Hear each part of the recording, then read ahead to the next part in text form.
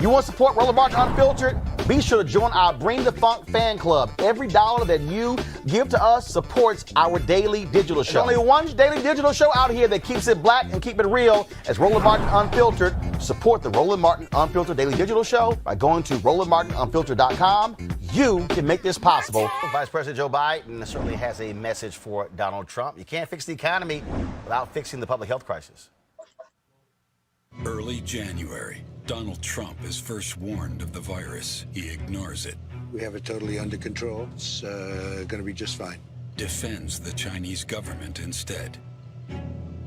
January 30th, Trump's own cabinet secretary warns of a pandemic, raising concerns that the Chinese government isn't being transparent. Trump calls him an alarmist. We think we have it very well under control. We're working very closely with China and other countries, and we think it's going to have a very good ending for us. The next day, the Dow plummets 600 points. Desperate to protect the stock market from sliding further, Trump continues to deny the threat and praise the Chinese government. We're doing great in our country. China, I spoke with President Xi, and they're working very, very hard, and I think it's going to all work out fine. Looks like by April, in theory, when it gets a little warmer, it miraculously goes away. But global cases more than double, spreading to over 24 countries. February 25th, one of the CDC's top experts, Nancy Messonnier, speaks out, warning it could soon become a full-scale pandemic. Disruption to everyday life may be severe, and I told my children that while I didn't think that they were at risk right now, we as a family need to be preparing for significant disruption of our lives. Mr. Trump was, quote, furious as he watched the stock market crash after her comments. Trump didn't want to upset the markets. So for the last 5 days of February, the Trump administration took to the airwaves to deny the truth. We have contained this, I won't say airtight, but pretty close to airtight. Thanks to the president and this team's aggressive containment efforts, this disease, as Dr. Shook said, is contained. February 27th, the market sees through the denials. The Dow continues to plunge, but Trump keeps up the false message. It will go away. Just stay calm. It will go away. I think we're going to get through it very well. April turns into May. The virus doesn't disappear. There is no miracle. The cases mount. The death toll grows. More than 33 million Americans lose their jobs to the pandemic. Unemployment reaches Great Depression-era levels. Donald Trump doesn't understand. We have an economic crisis because we have a public health crisis. And we have a public health crisis because he refused to act. Donald Trump didn't build a great economy. His failure to lead destroyed one. Wow, Amisha, bottom line is this here. You look at Trump's poll numbers, that ad directly correlates with what we're seeing in those numbers. This White House cannot act as if everything is all rosy. And so he better pay attention, which is why Jared Kushner is trying to bring in his own person. He's thinking about bringing Corey Lewandowski back. They realize there is a problem, and you can't look at anybody else but the mirror. Absolutely. That ad was pure hot fire.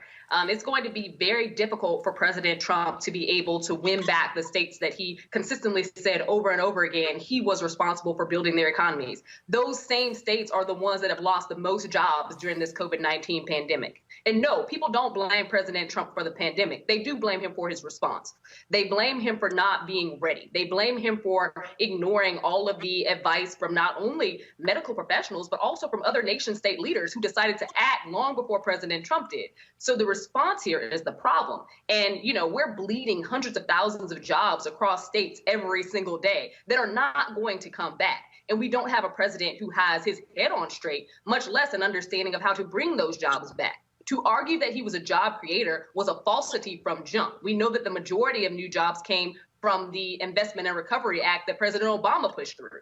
Beyond that, we're watching a president right now who refuses to not only take any type of responsibility for the disasters that he's created, but he continues to try to push the media to chase other things. We've seen him try it with his friends and people arguing that somebody's going to get exonerated here, there, and everywhere. We've seen him and his administration try to, push several tales about Biden and Biden's son.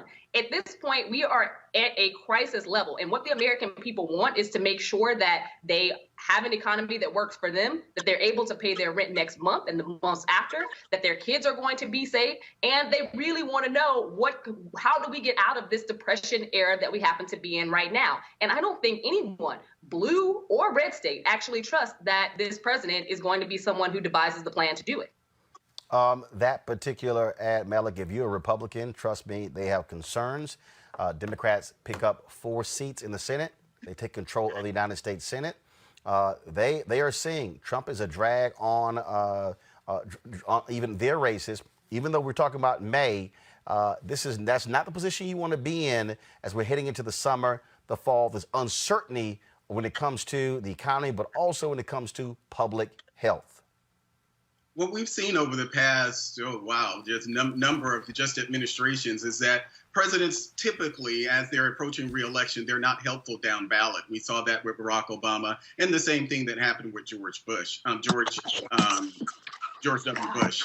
But the ad was a little long. I don't know if it were meant for. So maybe it's meant for Facebook or something. Yes, or no, it's digital. First of all, it's not a 60-second ad. It was a 2-minute plus ad. It's meant right. for digital. It may be long, but the bottom line is it was a whole lot you got to put in there in order to get folks' attention. That also establishes the timeline. What in the hell Trump didn't do? Well, sure, but we've talked about this on the show before. The experts that you all are talking about. These experts have actually responded to it.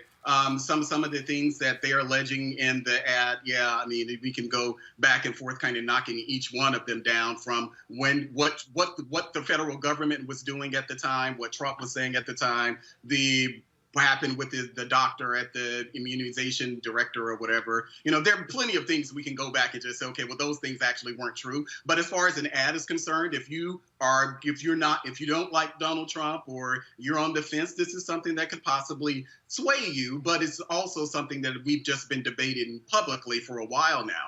Donald Trump, I think they've done a good thing as far as stopping the number of hearings and the format of the press conferences. I think they actually did a good thing with that because the communication was part of the problem, and that PR campaign that Donald Trump was on was something that ultimately didn't serve him well. So they seem to be correcting themselves. But as I've said on this show many times before, there's Donald Trump and then there's the federal government. Sure, we can blame Secretary Azar for what happened with HHS. We can blame the director of the CDC for what happened at the CDC. And that involves testing. That involves what we're talking about with contract tracing. That involves a whole host of things, even from equipment, the PPE equipment. All of that type of stuff we can actually talk about. And yes, Donald Trump, as the president of the United States, he's the boss. He's the ultimate one who's responsible for these things.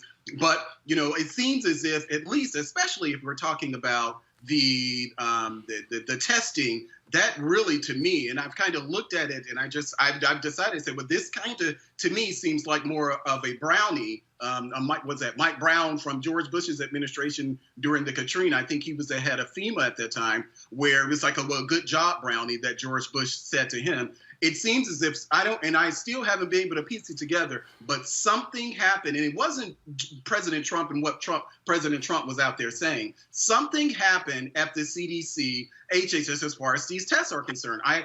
I still haven't been able to figure that part out. Why were we so late as far as the testing? But that is an issue. And, there have been concerns. There have been talks about whether Donald Trump was going to keep the Secretary Azar and replace him with Dr. Birx, or there have been a lot of discussions about that. But Donald Trump says he's fine. But there definitely, as I've said and I've owned up to, sure, there have been things that the administration just hasn't done well. But I'm not one of those who's going to get on whether it's this administration or another administration, and attack the federal government. And I think a lot of what we've been doing is just attacking the federal government. No. What we've been doing is citing Kelly. What we're doing is citing exactly what is happening. The bottom line is, Malik, that's cute for you to try to divorce federal government from Trump. The reason, Kelly, the phrase "the buck stops here." Remember, Kelly. Remember, Remember, in the Republican National Convention that was in Cleveland, who stood up there and said, only I can fix this? See, when you try to say, I'm the man, I got this, but then when hell comes, that ain't me. Y'all, gone. That's CDC, that's them. Then he's constantly lying by saying, we were left with no plan. The Obama people left a 69-page plan. The Obama people, it was their test. Fauci was asked that today. He said, no, that's not true. See, and so here's what you can't do, Kelly. You can try to sit here and separate everybody to shield Trump. The buck stops at 1600 Pennsylvania Avenue. Kelly. My issue with Malik's argument, be that as it may, is the fact that, again, we cannot bifurcate Trump from the administration because it is Trump's administration. You want to blame the CDC? Okay, fine. Well, you appointed the person to be the head of the CDC, sir. You want to blame the health professionals or the Surgeon General or whatever. You appointed the Surgeon General. These are all people who report to you, and you hired them. So if they're not doing their job, that's on you. If the administration isn't doing what they're supposed to be doing, that's on you too. And it's very frustrating to me that we keep going back to this blame shifting and the scapegoating and, just trying to have Trump attenuate himself from everything. And I'm just like, that doesn't make any sense to me. Because like you said, when he got up at RNC, he said, only I can fix this. Every time he's on a podium, he's like, I got this. Even when he's berating female journalists at the podium when they're trying to, use his words and try to get explanations out of what he's saying, he wants to be like, oh, that wasn't me. He's a liar. But not only is he a liar, he's a one-trick pony. And that's the real issue here. He, like any other one-trick pony, you have one trick. And his was entertainment and buffering and making sure that people were satisfied by way of a phrase or an event or, something flashy. Well, right now we're in the middle of a global pandemic. There's nothing flashy about over 80,000 people dead under your watch. There's nothing flashy at over 1 million people affected by something that you could have prevented back in January. There's nothing flashy about the fact that you really don't know anything, Mr. President. And yet here you are in a position when you're supposed to know and you don't, but you want to, act like you do and not garner the expertise of Dr. Fauci and others and instead try to belittle them and berate them and undermine their authority and their expertise on something that they've been doing for over 30 years. Like with any president, you've only been in this for 4. Whether you're a bad president or not, you're supposed to defer to the experts. It's clear that he's not an expert, but narcissism says that he is. His mind says that he is. So he's going to keep doing this one-trick pony episode. And frankly, it's not going to work. It hasn't worked. And we're seeing beyond the veil of his facade. And that's really what's ticking him off. That's really what's ticking these Republicans off, because they thought that for 4 years, they would be able to have a one-trick pony in the office so they can get whatever they want undone. They weren't anticipating a global pandemic. Nobody was. But now they're stuck. Well, but at the end of the day, to your initial point, the administration is Trump's. You wanted this job, you got this job, do your job. Real simple. The buck stops with you. Every single night. We've got some of the top black experts. You're not going to see them on cable news or broadcast news because you swear black people aren't experts when it comes to this health crisis. That's why we have this show and why we do what we do every day on Roland Martin Unfiltered. Joining us right now is retired General Russell Honoré, the nation's first black Surgeon General, Dr. Joycelyn Elders. John Hope Bryant, he is the founder of Operation Hope. Senator Kamala Harris of California, Dr. Cedrina Calder, retired General Lloyd Austin, Congresswoman Karen Bass, Commissioner Omari Hardick, Bureau President in Brooklyn, Eric Adams, Dr. Joseph Graves, America's Wealth Coach, Deborah Owens, Dr. Corey Abear, Patel Saul, Howard University student, Pastor Jamal Bryant, Dr. Christy McDowell, Benja Ajilore, senior economist at the Center for American Progress, Gilda Daniels, again, author of the book, The Crisis of Voter Suppression in America. 4 stars, General Kip Ward. Dr. Oliver Brooks is president of the National Medical Association, president of the American Medical Association, Dr. Patrice Harris. Joby Benjamin, Dr. Alexia Gaffney, infectious disease specialist, Dr. Georges Benjamin, executive director of the American Public Health Association, Malcolm Nance, family medicine physician, Dr. Jen Cardle, Dr. Tashaka Cunningham, a molecular biologist, Kat Stafford. She's a national race and ethnicity reporter for the Associated Press. Dr. Wayne A.I. Frederick, who is the president of Howard University, Congresswoman Yvette Clarke from the state of New York, William Springs, AFL-CIO economist, Andrea James, executive director of the National Council for Incarcerated and Formerly Incarcerated Women and Girls. All right, let's go to Capitol Hill. Congressman Gregory Meeks, Congresswoman Eddie Bernice Johnson of Texas, Congresswoman Barbara Lee, Minnesota Senator Amy Klobuchar, mental health clinician Jamie Singletary, Prince George's County State's Attorney Aisha Brayboy, as well as Dylan Hayrie, ACLU Justice Division strategist. Dr. Cindy Duke, she is a virologist. Principal Steve Perry of Capitol Prep. Health and wellness specialist Dr. Yolandra Hancock. Desmond Meade, president of the Florida Rights Restoration Coalition. Cliff Albright, who is the co-founder of Black Voters Matter. Michael Harriet with the Root. The Mina McWhorter, founder of Love by the Hand. Dr. Julianne Malvo, economist president, Emerita Bennett College. Coroner Michael Fowler is the mayor of Atlanta. Keisha Lance Bottoms, mental health therapist Suzette Clark. Justin Gibney, attorney and political strategist, and Bishop Vincent Matthews Jr. Dr. Suzette McKinney, CEO and executive director of the Illinois Medical District. Dr. Leon McDougall, president-elect of the National Medical Association. Jana Bailey, mayor of Moss Point, Mississippi, Mario King. We're going to keep driving this thing to make sure our people are fully aware, safe, protected from coronavirus. You getting the top medical experts, top business experts, top political experts, top religious experts, because that's why we do what we do. Unapologetically and unfiltered. Ain't nobody else in the black media space doing what we do. Watch Roland Martin Unfiltered daily at 6 p.m. Eastern on YouTube, Facebook, or Periscope, or go to RolandMartinUnfiltered.com. Support the Roland Martin Unfiltered Daily Digital Show by going to RolandMartinUnfiltered.com. Our goal is to get 20,000 of our fans contributing $50 each for the whole year. You can make this possible. RolandMartinUnfiltered.com.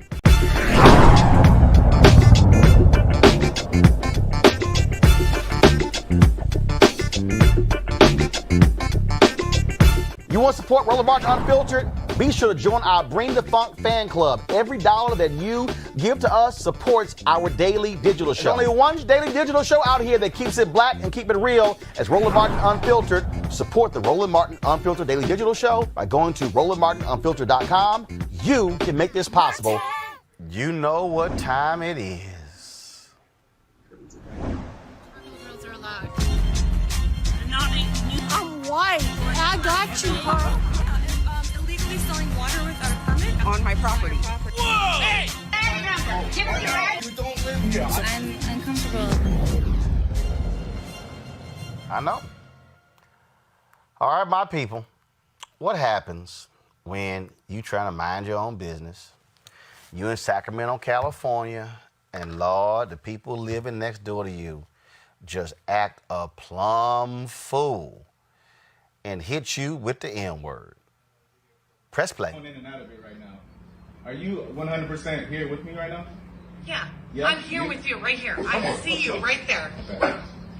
I see you right there. Okay. I see your bitch right there recording me. I see you, nigga. I see you. You look ridiculous. Come on, let's go. You're 50 years old. She's not 50, dude. I'm not 50. Okay. But you guys understand, like, we're not trying to do anything to bother you guys. You're the same age as my kids. We are. So why are you arguing with people that are the same age as your kids? Listen. I'm a professor at Sac State, dude. I have a PhD. I don't need to be dealing with shit like this. I have my master's. Okay? Fuck you off. I don't give a fuck. I don't need it either. All right, then. Just control your girl. Don't fucking you talk like that. You don't have to control me. I'm controlled. Okay, well, back up from... Okay, I don't know what happened there, y'all. On the front of that, she just flat out called this black man just the N-word. I'll try to find the actual video. But they try to mind them, but they quick to pull it out without Kelly. They quick to pull it out. This kind of like, oh no, I don't know. You know what's gonna happen? I don't know where that came from. I have no idea where that came from. What was the context? Not that you need context to say that word, but it just seemed like out of nowhere she just was like, I'm tired of seeing black people go away, N-word. Like, I don't get it. I truly don't get it. And every time one of these videos pop up, I always think, minding your business is free. Like, it's so free. You don't have to pay. You don't have to do anything. It might be the easiest, laziest thing you can do that will give you peace of mind. I don't understand why people invest in time and things that have absolutely nothing to do with them. Absolutely nothing. Like, and the fact that the guy was talking about, oh, he has a PhD. Well, you spent, PhDs are expensive. Hold on, Kelly. Hold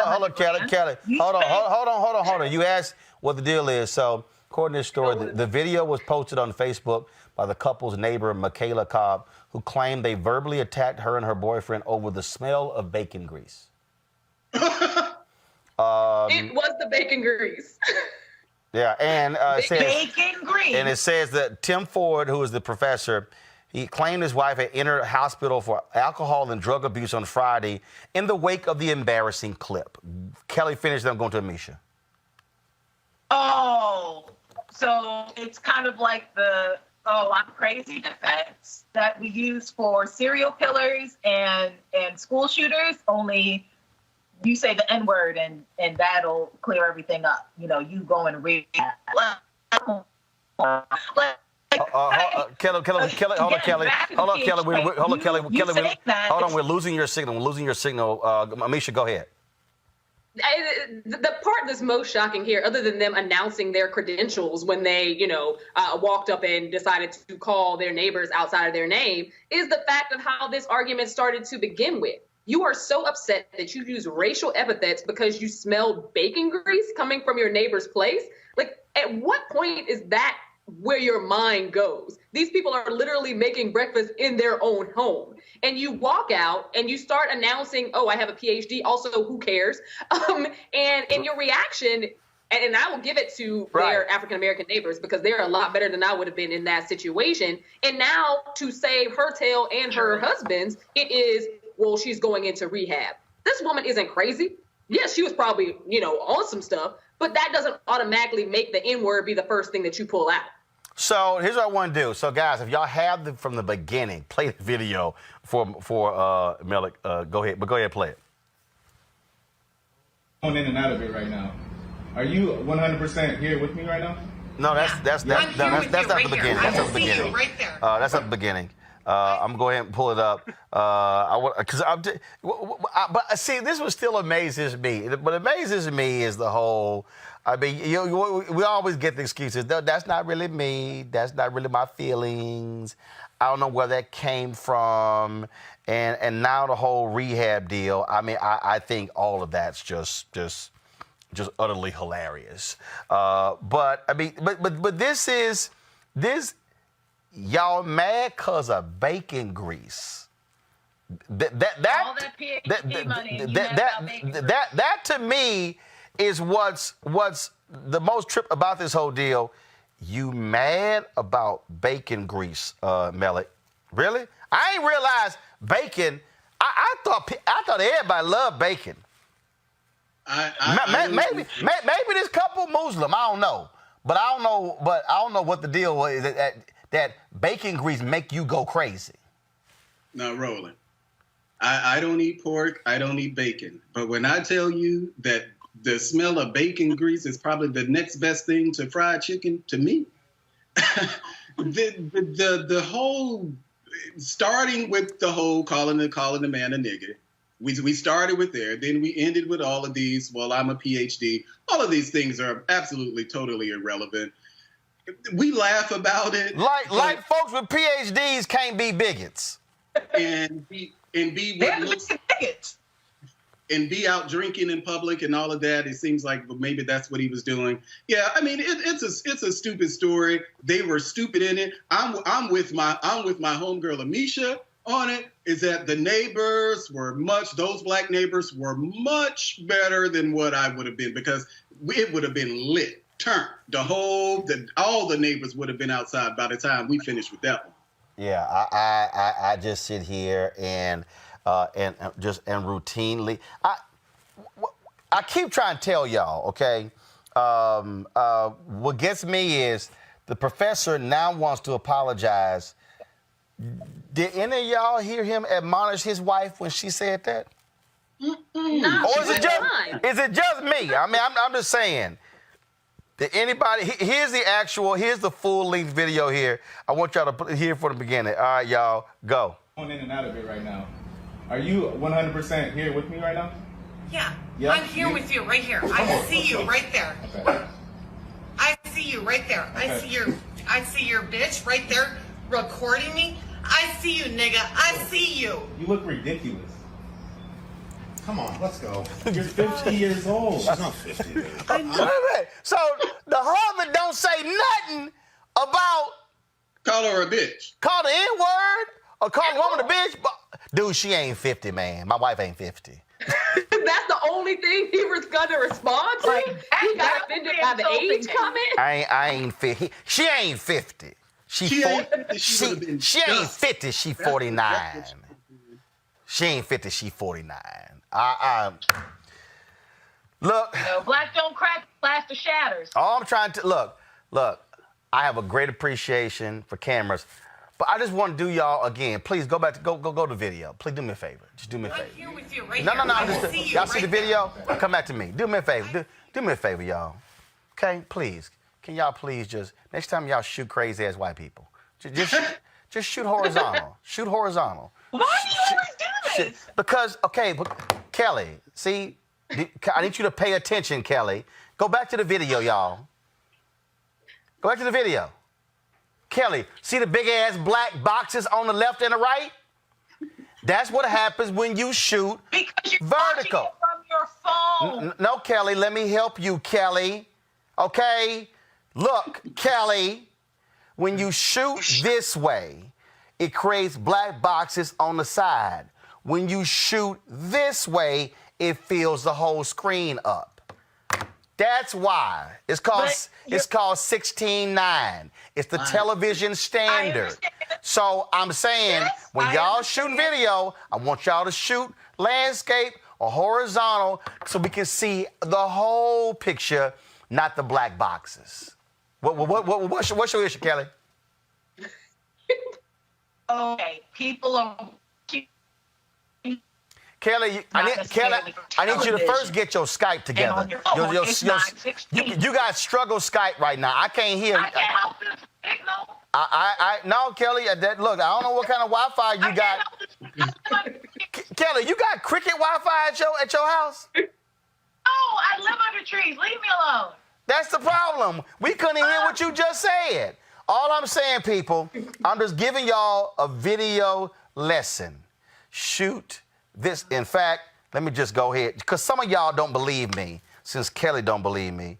Henry, come to my phone. Y'all, come to my phone. Come to my phone. Okay, Henry, come to my phone. You don't see it? There we go. All right, y'all see the phone? You don't see it? I don't know why you don't see it. Bottom line, you know what? I'm gonna use the iPad. Because see, some of y'all think I'm joking right here. Okay, here we go. See that view? Come to the iPad. Well, dog, they must some. Well, guess what? It's showing. There you go. See that? That's vertical. See them black boxes, Kelly? That's vertical. That's horizontal, Kelly. Do you see the difference? Vertical, horizontal, vertical, horizontal. Got it? Lord have mercy. All right, y'all. Every single night, we've got some of the top black experts. You're not going to see them on cable news or broadcast news because you swear black people aren't experts when it comes to this health crisis.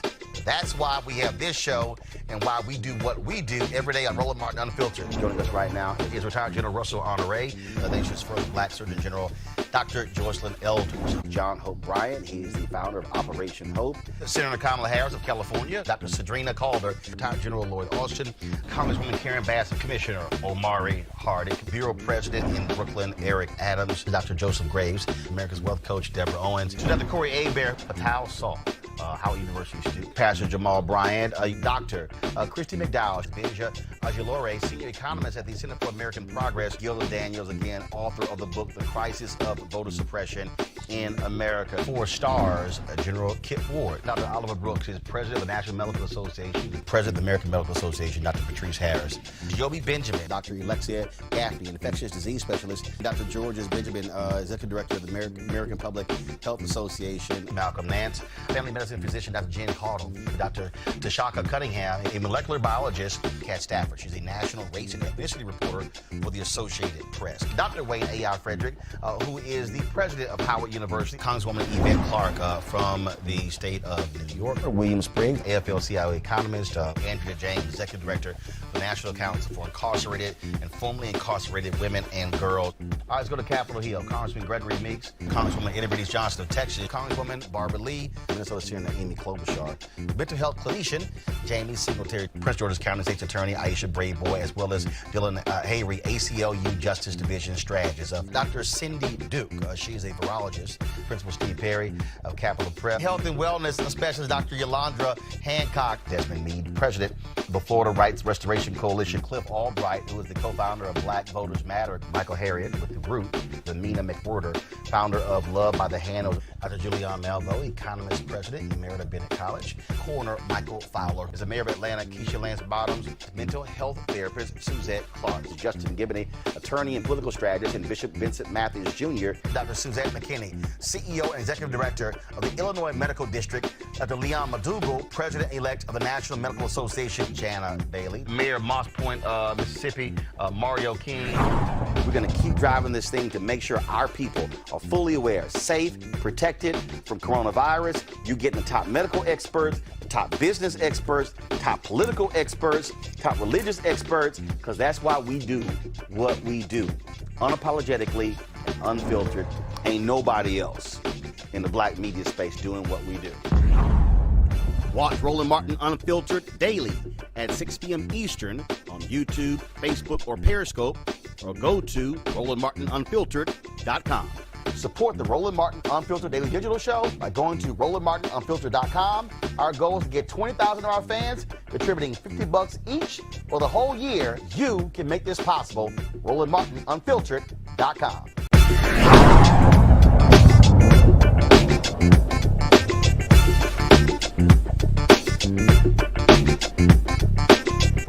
You want to support Roland Martin Unfiltered? Be sure to join our Bring the Funk fan club. Every dollar that you give to us supports our daily digital show. There's only one daily digital show out here that keeps it black and keep it real. As Roland Martin Unfiltered. Support the Roland Martin Unfiltered Daily Digital Show by going to RolandMartinUnfiltered.com. You can make this possible. All right, I want to bring this up here. And so y'all know how I feel about that truly stupid and ignorant Candace Owens. Who made some of the most illogical, nonsensical comments regarding the case of Ahmaud Arbery, trashing him, saying black folks, why y'all, he was stealing, wasn't jogging.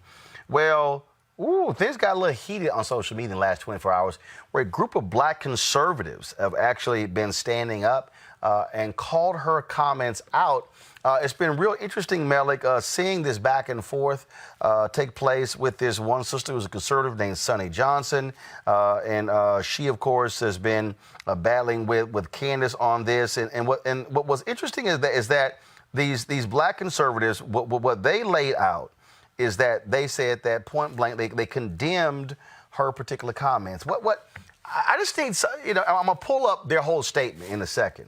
But can somebody just explain to me why you have black conservatives like Candace who, anytime it's dealing, just won't call white folks out for nothing, but will trash black people for raising a big stink about the Ahmaud Arbery case. Here's the deal, Malik. If black people didn't say jack, those two guys are still sitting at home.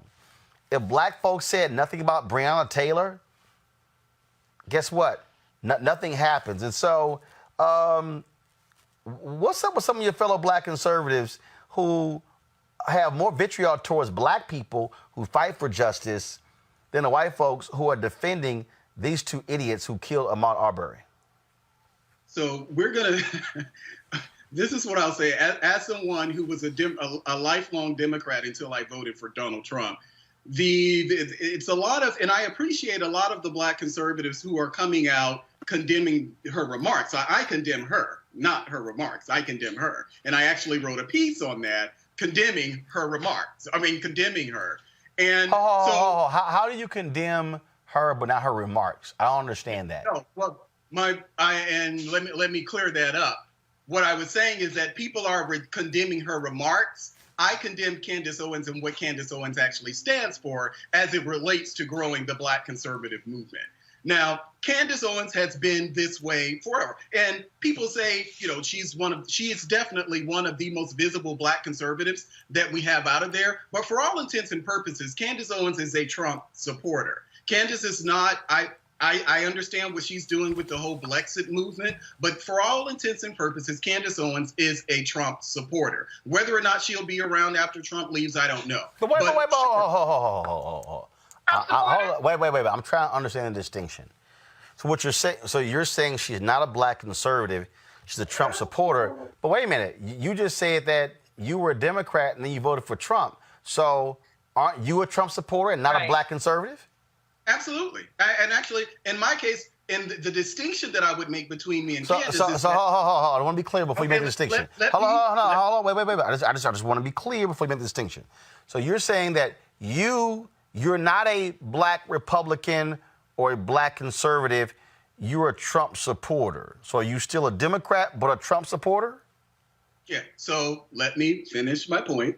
Where the distinction between me and Candace is that I'm actually out there trying to bring people into the Republican Party. Candace, and she's admitted to it, Candace, she wants to move people away from the Democratic Party. I want to increase the numbers of people in the Republican Party.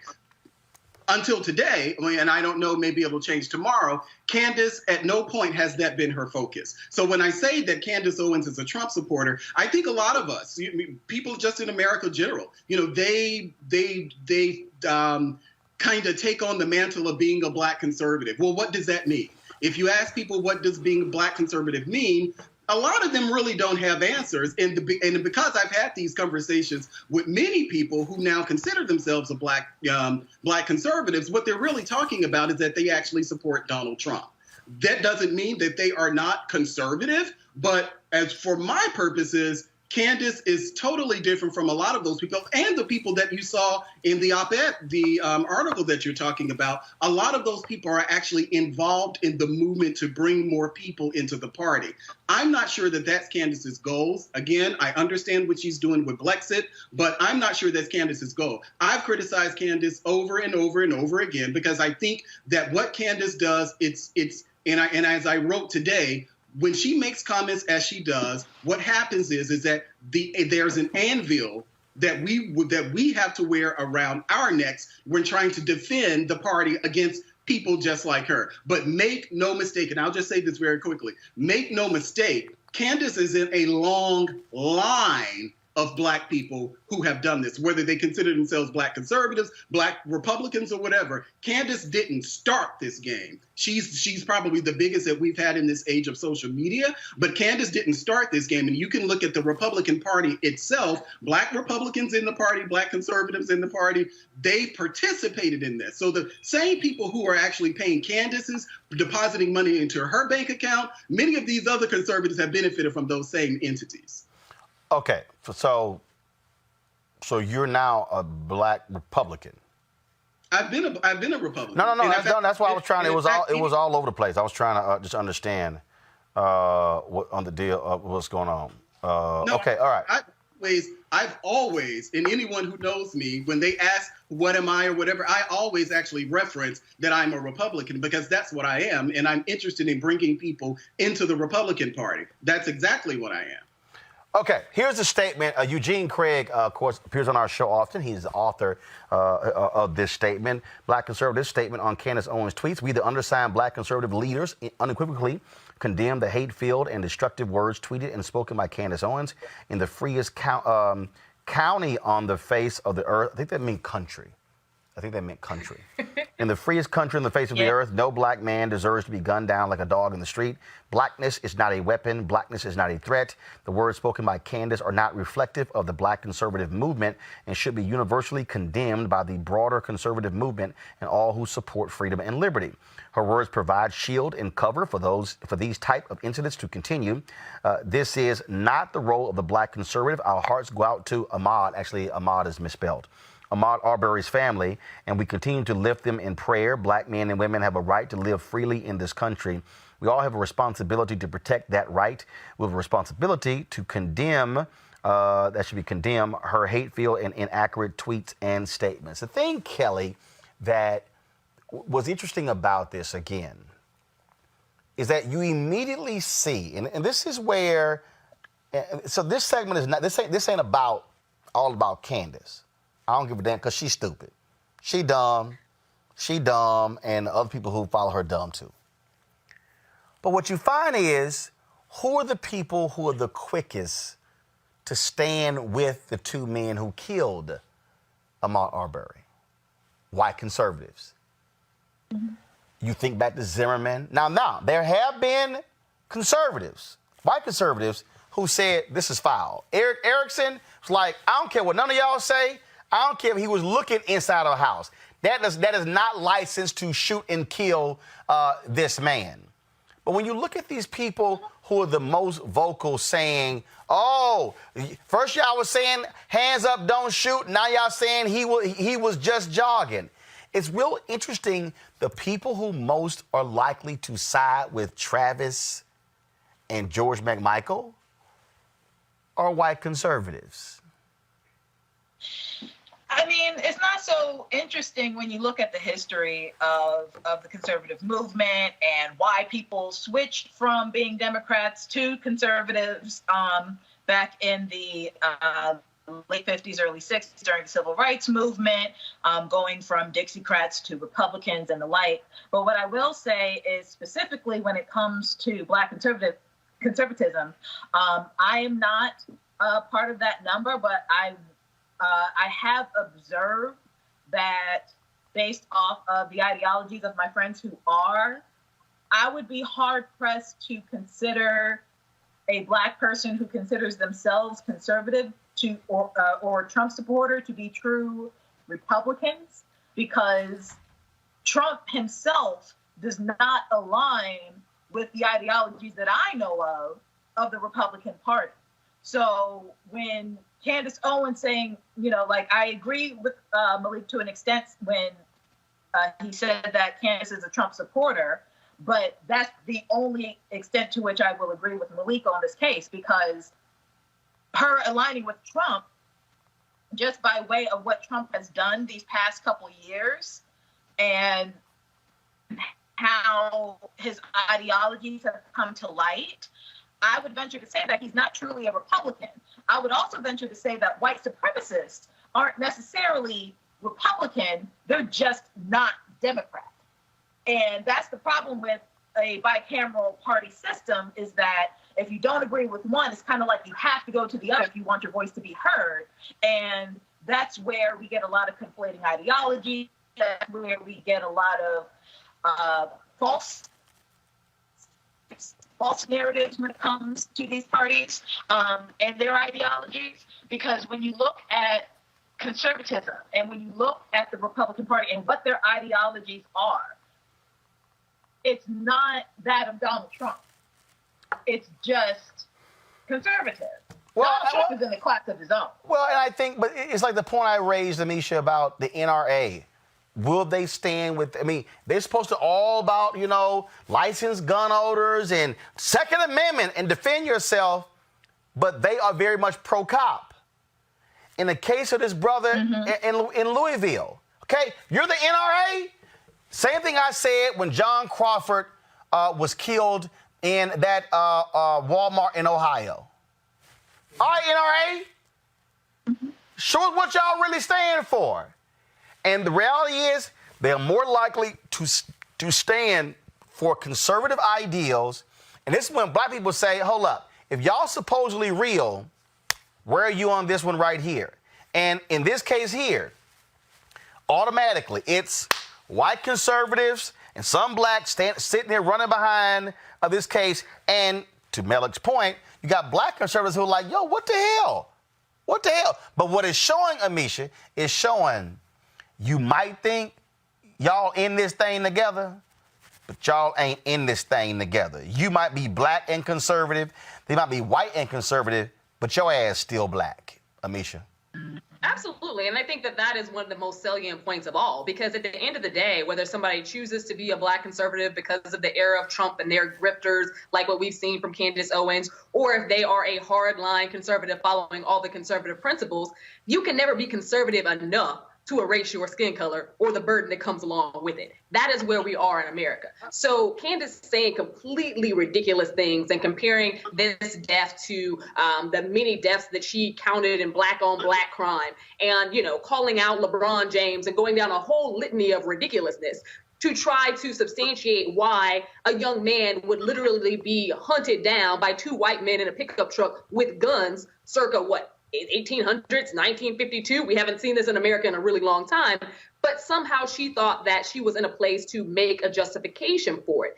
That's a problem. I do applaud to a certain extent the black conservatives who felt it necessary to come out and say something this time. But Candace Owens has railed against black people for a long time. She has literally cast a name for herself by throwing all types of negativity on the black population. She is what the Republican Party has wanted for a very long time. Someone who looked like a black person, someone who spoke like a black person, someone who couldn't walk into a room and be mistaken as anything other than a black person, but someone who could also sell talking points of whiteness, talking points of racism, and it go over well. And now she's reached a point where people are calling her out, finally. The thing here, again, Malik, at the end of the day, your ass might be as conservative as you want to be, but you black. Hell, we don't know who Ahmaud Arbery voted for. We don't know any of that, but what we do know is he dead. And what we do know is the people who are standing with the individuals who shot him, who are trying to tear him down, are largely white conservatives. And then you got that fool Candace and others. But again, but this is where it don't matter. It's the same thing. Look, Cleo, others on this show, brothers and sisters who are same gender loving will say, yeah, we gay, but you white gay, I'm black gay. You black conservative, I'm white conservative, yeah, but you black still white. The reality is, white is the operative word, and white conservative is white. It's white. Born black, will die black. Go die black. That's exactly what it is. And what I've seen now, and I've been kind of witnessing over the past year or so, what I've seen now is that people have said, and it's usually, well, it's the number of conservatives that I've seen come out and speak out against it, the black conservatives, you know, this is a long time overdue. And like Amisha said, this isn't Candace's first time at the rodeo. It's just that this is the first time you've actually seen people willing to come out and criticize her. And the reason that they have not is because of what you said, Roland. So those white conservatives that you talk about, and I will say that I've met awesome white conservatives out there, absolutely awesome white conservatives. But the ones that Candace appeals to, where she appeals to their racism, their prejudice, and their bigotry, those are the people that you're talking about. The ones that will get on social media and say, well, what about black on black crime? Before the ink was dry, Candace came out of Twitter jail and started attacking Ahmaud. That's exactly what she did immediately when she came out of Twitter jail. And then she tried to kind of backtrack it and say, well, there may be other things. No, she did it because she does it because these are the people who pay her paychecks. And so that's what she has to continue to do. I don't know. And I've heard people say, well, you know, that we have a big tent. Yes, the conservative Republican Party has a very big tent, conservatives, whatever, very big tent. But for my purposes, Candace Amber Owens does not speak to me or any of my conservatism. She just doesn't. Every single night, we've got some of the top black experts. You're not going to see them on cable news or broadcast news because you swear black people aren't experts when it comes to this health crisis.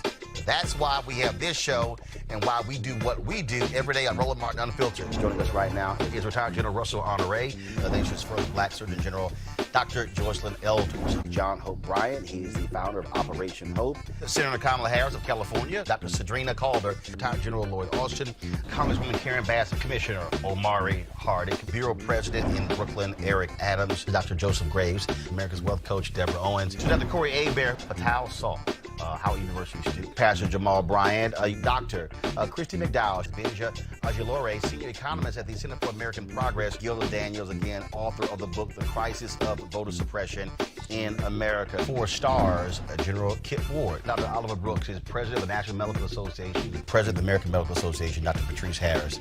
Joby Benjamin, Dr. Alexia Gaffney, Infectious Disease Specialist, Dr. Georges Benjamin, Executive Director of the American Public Health Association, Malcolm Nance, Family Medicine Physician, Dr. Jen Caudle, Dr. Tashaka Cunningham, a molecular biologist, Kat Stafford. She's a national race and ethnicity reporter for the Associated Press. Dr. Wayne A.R. Frederick, who is the president of Howard University, Congresswoman Yvette Clarke from the state of New York, William Spriggs, AFL-CIO economist, Andrea James, Executive Director of the National Council for Incarcerated and Formerly Incarcerated Women and Girls. All right, let's go to Capitol Hill. Congressman Gregory Meeks, Congresswoman Eddie Johnson of Texas, Congresswoman Barbara Lee, Minnesota Senator Amy Klobuchar, mental health clinician Jamie Singletary, Prince George's County State's Attorney Aisha Brayboy, as well as Dylan Hayrie, ACLU Justice Division strategist. Dr. Cindy Duke, she is a virologist. Principal Steve Perry of Capitol Prep. Health and Wellness Specialist Dr. Yolandra Hancock. Desmond Meade, President of the Florida Rights Restoration Coalition. Cliff Albright, who is the co-founder of Black Voters Matter. Michael Harriet with the group.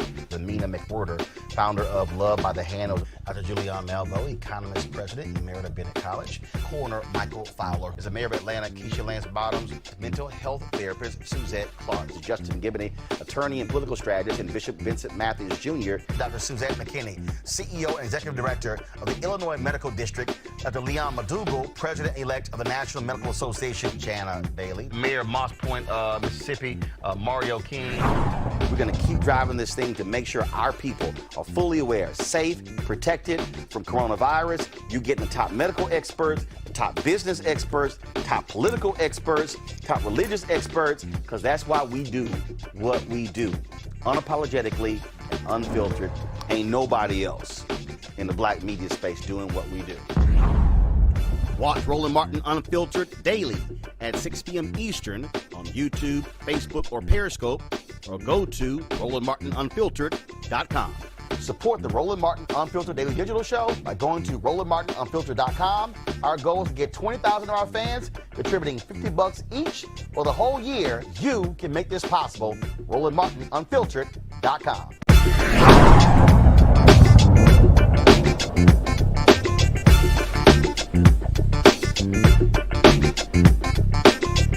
You want to support Roland Martin Unfiltered? Be sure to join our Bring the Funk fan club. Every dollar that you give to us supports our daily digital show. There's only one daily digital show out here that keeps it black and keep it real. As Roland Martin Unfiltered. Support the Roland Martin Unfiltered daily digital show by going to RolandMartinUnfiltered.com. You can make this possible. What's interesting about this is that, for the most part, you got these white conservatives lining up behind the McMichaels, but you got a few black folks who've done that. Well, last night, a group of these blexit black conservatives, or call themselves black conservatives, had a Zoom debate. Let's just say it got a little crazy, a little heated. You get this dude, Brandon Tatum, former cop, thinking like a cop, not thinking like a black cop, who has put out videos. And here's what's very interesting. Here's a guy who puts a video out trying to offer the facts of the Arbery case. And it's almost gotten 2 million views in only a handful of days. Trust me, those are not black people who are watching that video. Well, things got a little rough in this Zoom conversation. Here is an excerpt. Question for Brandon. I personally came on here for this question. Brandon, I've spoken to you before. I think you're a great guy, and this is why I'm concerned about what's going on now.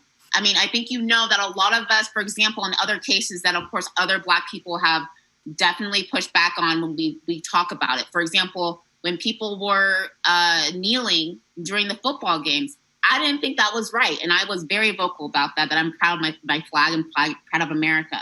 But there are certain cases that are so clear-cut, like, for example, Philando Castile. Most people will, even if they go back later and look at it, know that it was a very clear-cut case and it was wrong.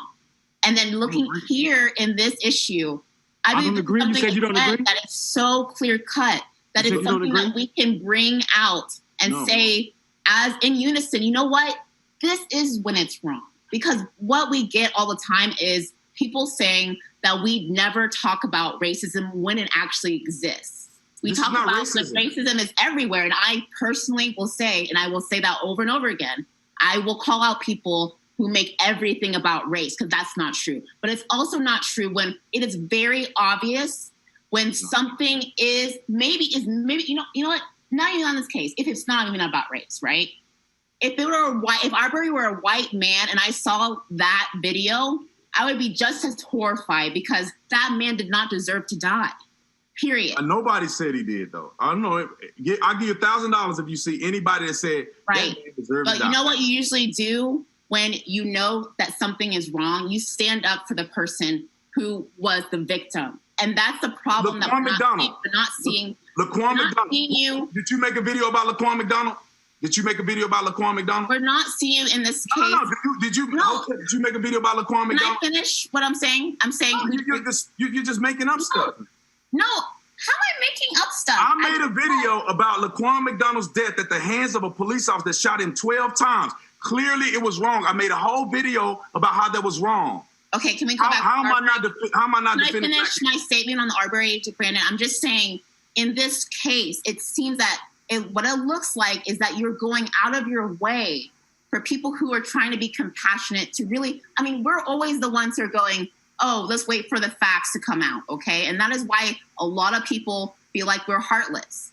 But in situations where it's so clear-cut, 3 months after the fact it happened, that you continue to say, let's look at the facts, and the facts are coming out hour after hour in the media, and it's been actually justified by the Georgia Bureau. It's not justified. Why would we talk about the facts in that sense just as much as you talk about the facts in other sense? Look, it is irrelevant. It is ironic. It is ironic. No, it's not. It's ironic that all of these cases that we see, people are involved in criminal activity. It's never, he said it's never a case where a person that just am doing nothing is just gunned down. All these people have an extensive criminal history. Why is that important? Why is that important? Do you not think that's strange? So Shelley Luther, just because you had a criminal past doesn't mean that you deserve to lose your life. It's funny because that is relevant in the case that's at play. You know, here's the thing. I gotta go. They're quick to run and grab that talking point of Biden and Hillary Clinton. You know, created the You know, I'm gone, man. Crime bill. They created you the crime bill. You the fakest nigga I ever seen in my life. They created the crime bill. I see you in person. They created the crime bill. They created what you said. They created. I'm done, bro. You a fake nigga. I hope everybody see that. I appreciate fake, bro. I'm gonna expose you to everybody. And when I see you, nigga, we gonna be. It's gonna be on. I want you to know that because you call me on the phone and you saying all this, and then you get on the live stream and you playing this shit. You should be ashamed of yourself. Is that black on black crime? Is that black on black crime? You's a bitch. I told you. Everybody on your live stream know you's a bitch. And when I see you, I'm whooping your ass. Everybody got it on live stream. I like it. You want to be hood, nigga? You want to be hood? You on the phone talking shit to me, and you call me and saying you apologize? Yeah, nigga. I never apologized. You apologize? I never You didn't apologized. apologize. My wife listened to you, nigga. I never apologized. What I said was, bitch, nigga. What I said. Let's wrap this up. So the brother you heard who was cussing another brother out, that's Brandon Tatum. Very close with Candace Owens. Used to work with Turning Point USA and Charlie Kirk. Frequent visitor to the White House. Loves himself some Donald Trump. And that's how they were talking amongst black conservatives. See, so what happened is the brother who was in the top corner, I think he'd go by Hotep Jesus. Okay, that's what he goes by. So he basically was saying, Brandon, why y'all parroting white conservatives? How is it that you're giving them the talking points? And see, that's really what we're seeing a lot of, Reese. You got these people who are Trump supporters, like a Tatum. Candace Owens came out of Twitter jail, just blasting away, basically saying, y'all don't say nothing about black on black violence. Y'all don't care about black people. Now y'all are mad. She was the first one trying to say Ahmaud Arbery was out there thieving. And trust me, the white conservatives are sitting there loving it. See, if you want to know how to game, just go to Brandon's YouTube channel. His videos, they show you'll see. Give her that money. Give her that money. Yeah. Give her that money. And that's what I'm trying to explain to people when we expose these folks for who they are. Okay? I know a whole bunch of black conservatives who are third and fourth and fifth generation black Republicans. These folks are Trump grifters. Not everybody in that video, but folks like Brandon Tatum, that's what you're dealing with. Folks like him, what you're dealing with is they have come of age in this Trump. You got Lawrence Jones up there. You see him running his mouth on Fox News. He be saying some nonsense as well. The sister we tried to Okafor, we invited her on the show. We couldn't reach her. But the bottom line is here. I've had the different people on here, like this dude, R.C. Maxwell, whatever the hell his name is, out there, his usual, that nonsense. You call it what it is, and they're the ones who are claiming, they're leading black people out of the Democratic Party. Well, if you following a fool like Brandon Tatum, you can be going over a cliff. Right. I mean, I don't know any of these people, to be frank with you. I've never heard of them. I don't know them.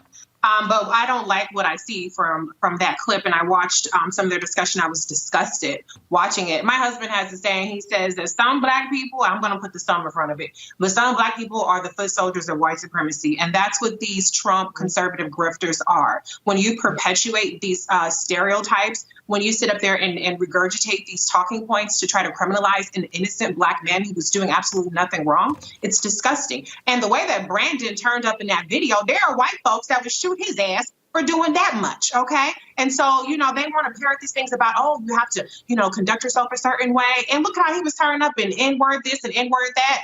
It's ridiculous. If he had come across some of these white folks that they're defending, his ass will be shot dead, just like all these other black people that they have absolutely no compassion for, who did far less than what he did in that video. You put your head down, Greg. Brother, that's 3 minutes of my life I'm not going to get back. Daniel Dresner wrote a book a couple of years ago called The Ideas Industry. And he talks about how over the last generation or so, what we've shifted from is the idea of public intellectuals. On the white side, you might think of a Daniel Patrick Moynihan. On the black side, you might think of a Wyatt T. Walker or a Pauli Murray or Dorothy Cotton or, you name it, or Ron Walters. People who are informing policymakers, or in terms of social movements, let's expand it to an Ella Jo Baker or a Septa McClark, in informing social movements. He says we've shifted from that to what they call thought leaders. Well, that's not that, meaning people who generate clicks, clickbait generators, eyeball attractors. They're not really impacting policy if they're unattached to institutions. So now you see people like the whole Fox network crew, Sean Hannity, thought leader, meaning what? He is supported and subsidized by a media institution that allows him to spew his nonsense, and then people do act on that, including at this point the President of the United States. What we just witnessed is the convergence of the thought leader move in our society with the explosion of social media. The reason we don't know any of these people, or the reason you keep track of them, because you have to. You're helping us filter this stuff. But for those of us who would never watch something like that, first of all, anybody calling themselves Hotep Jesus or Uncle Hotep has opened their mouth, as my mom would say, and put their brain on display. I would brand. No, I wouldn't do that, because the word Hotep, I said I was going to say I would brand the glyph in their forehead, but the word Hotep in the Meta Nature in Egyptian hieroglyphs literally means peace. So I should probably back off of that. But my point is that you've got people now, and a mind, remember that UNCF commercial back in the 70s, a mind is a terrible thing to waste. A mind is a terrible thing to underdevelop, because now everybody with a phone or a laptop can get on social media. Anybody who wants to talk can talk. These are not thought leaders. These are people generating clicks for clickbait, nor are they conservatives. They are branders. And so finally, what you started with is all we need to know about that conversation.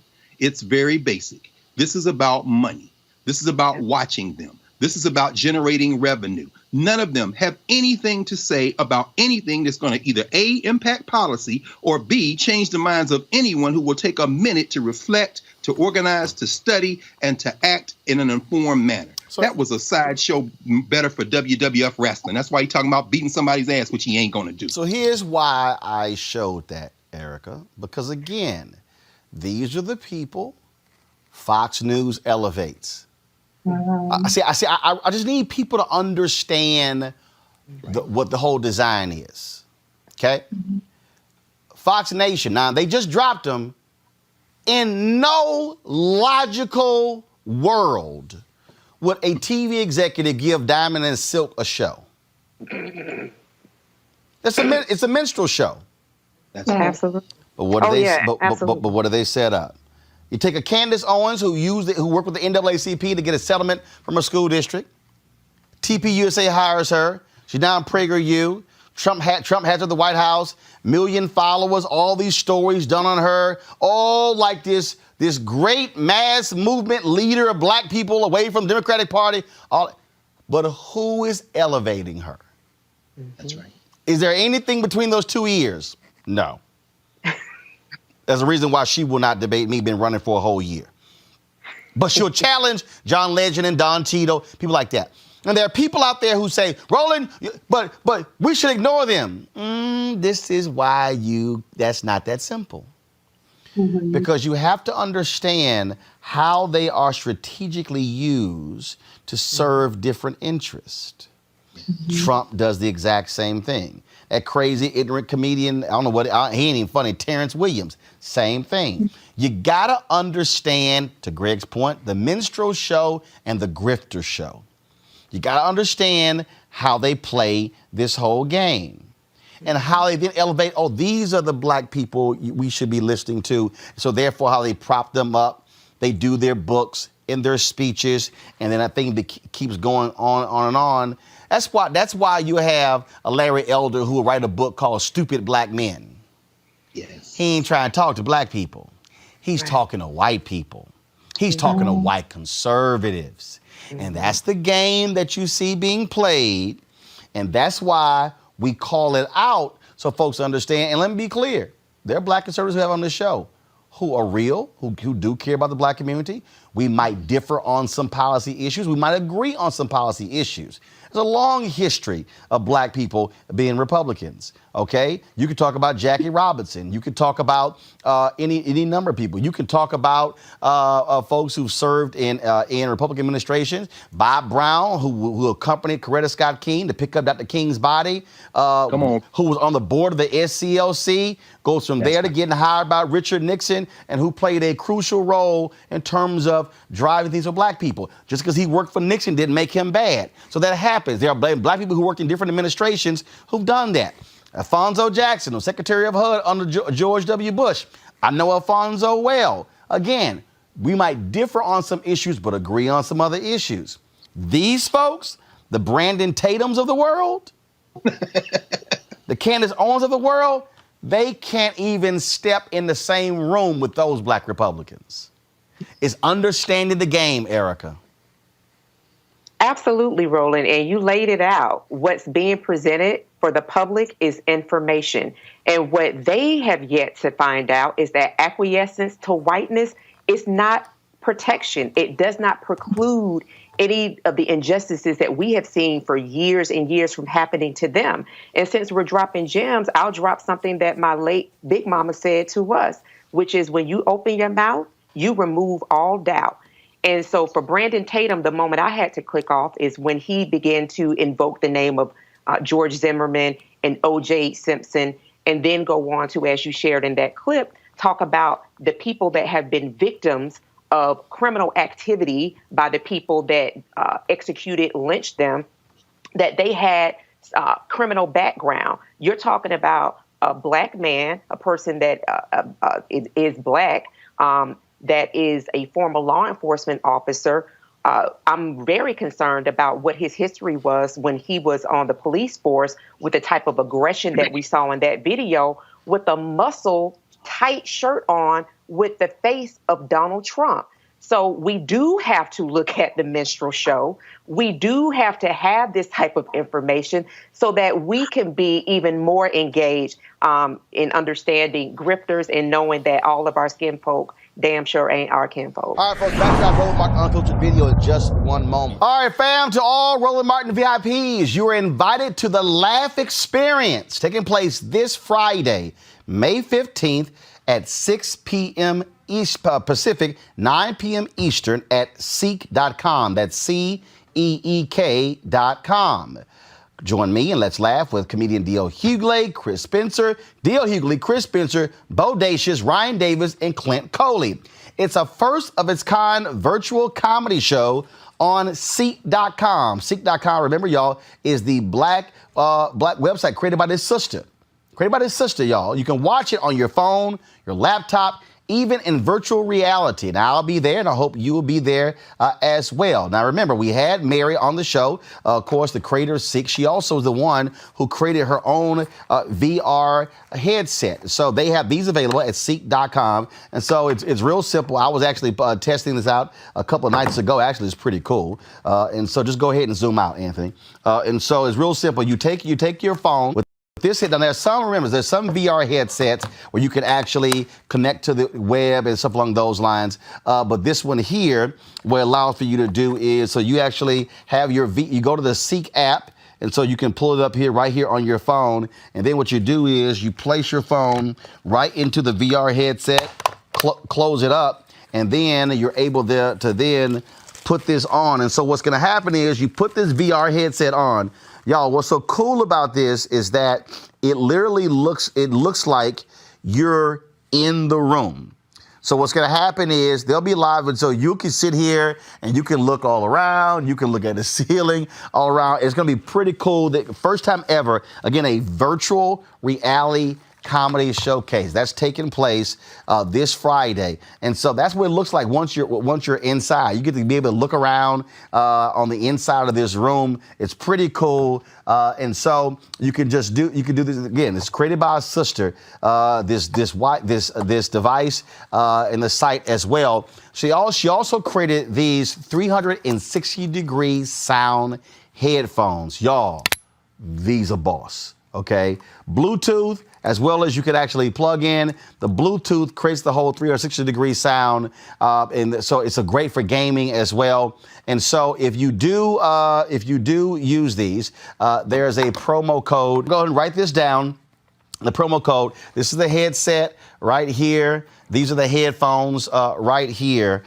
You don't have to watch the virtual comedy showcase with your headphones. You can watch it right here on your phone. It's not a problem, but it does give you a whole different experience when you're watching it in virtual reality. And so what I want you guys to do is if you want to get these headphones, get this headset here, there's a promo code that you can enter in to be able to do so. And so let me pull that promo code up.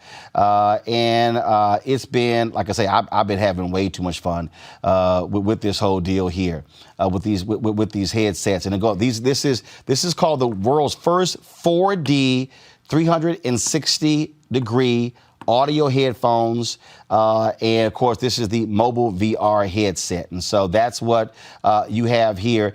They have a special code for our followers here at Roland Martin Unfiltered, and so we're gonna pull that up. And where is it? I thought we had it here, and so we had all these different emails back and forth, and so I'm trying to find it. Promo code. All right, this is what you use. To buy the headset, to buy the headphones, go to Ceek.com, CEEK.com, and use RMVIP2020. Now back to your Roland Martin Unfiltered tip.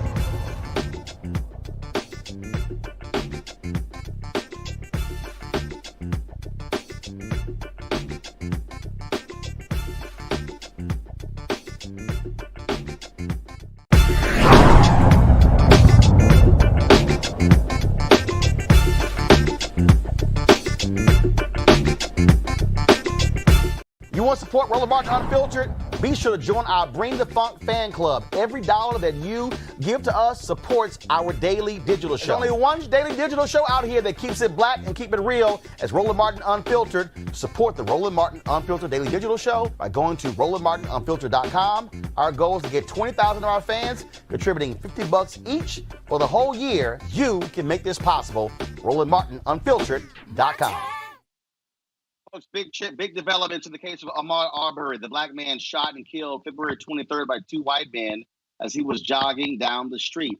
First, the Georgia Attorney General has called on the Department of Justice to come in and investigate the district attorneys who were involved in this case. The initial DA, Janice Johnson, recused herself. Cops, though, in Glenn County Police Department say they wanted to arrest the two men involved, but she said no. The second prosecutor, George Barnhill, he absolved these two men, George McMichael, Travis McMichael, of the murder of Ahmaud Arbery, and then recused himself. And the third prosecutor took forever trying to make a decision before the Georgia Bureau of Investigation.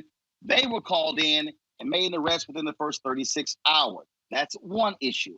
The second issue, that is, a special prosecutor has now been appointed in this case, a black woman from Cobb County who is a Republican appointee of Governor Brian Kemp. Also, over the weekend, this video was released showing Ahmaud Arbery inside of the home that was under construction. Oh, people on the right, conservatives, white folks, and white folks who think like black people who think like Candace Owens, raced and said, "Oh, here you go, Ahmaud Arbery. He wasn't jogging." They were saying that this is just like hands up, don't shoot. Well, the owner of that home said nothing was stolen. And all of a sudden, a bunch of people on social media, Black, white, Latino, Asian, said, I've gone to look at houses like this before. What's the big deal? Okay, guys, we have the video rolling. So go ahead. All these things. Case. I want to bring in my legal panel right now. A. Scott Bolden, former National Bar Association Political Action Committee, Deep Day, Robert Patillo, civil rights attorney. All right, Robert, I'm going to go to you. So a lot of things happened, Robert, in the last 48 hours there in Georgia. Well, you know, one of the interesting things about what you were just saying, that you have a lot of these conservative online bloggers with absolutely no legal experience or knowledge who are putting out disinformation about the liability and the ability to assert self-defense and or a citizen's arrest in Georgia. Understand one thing.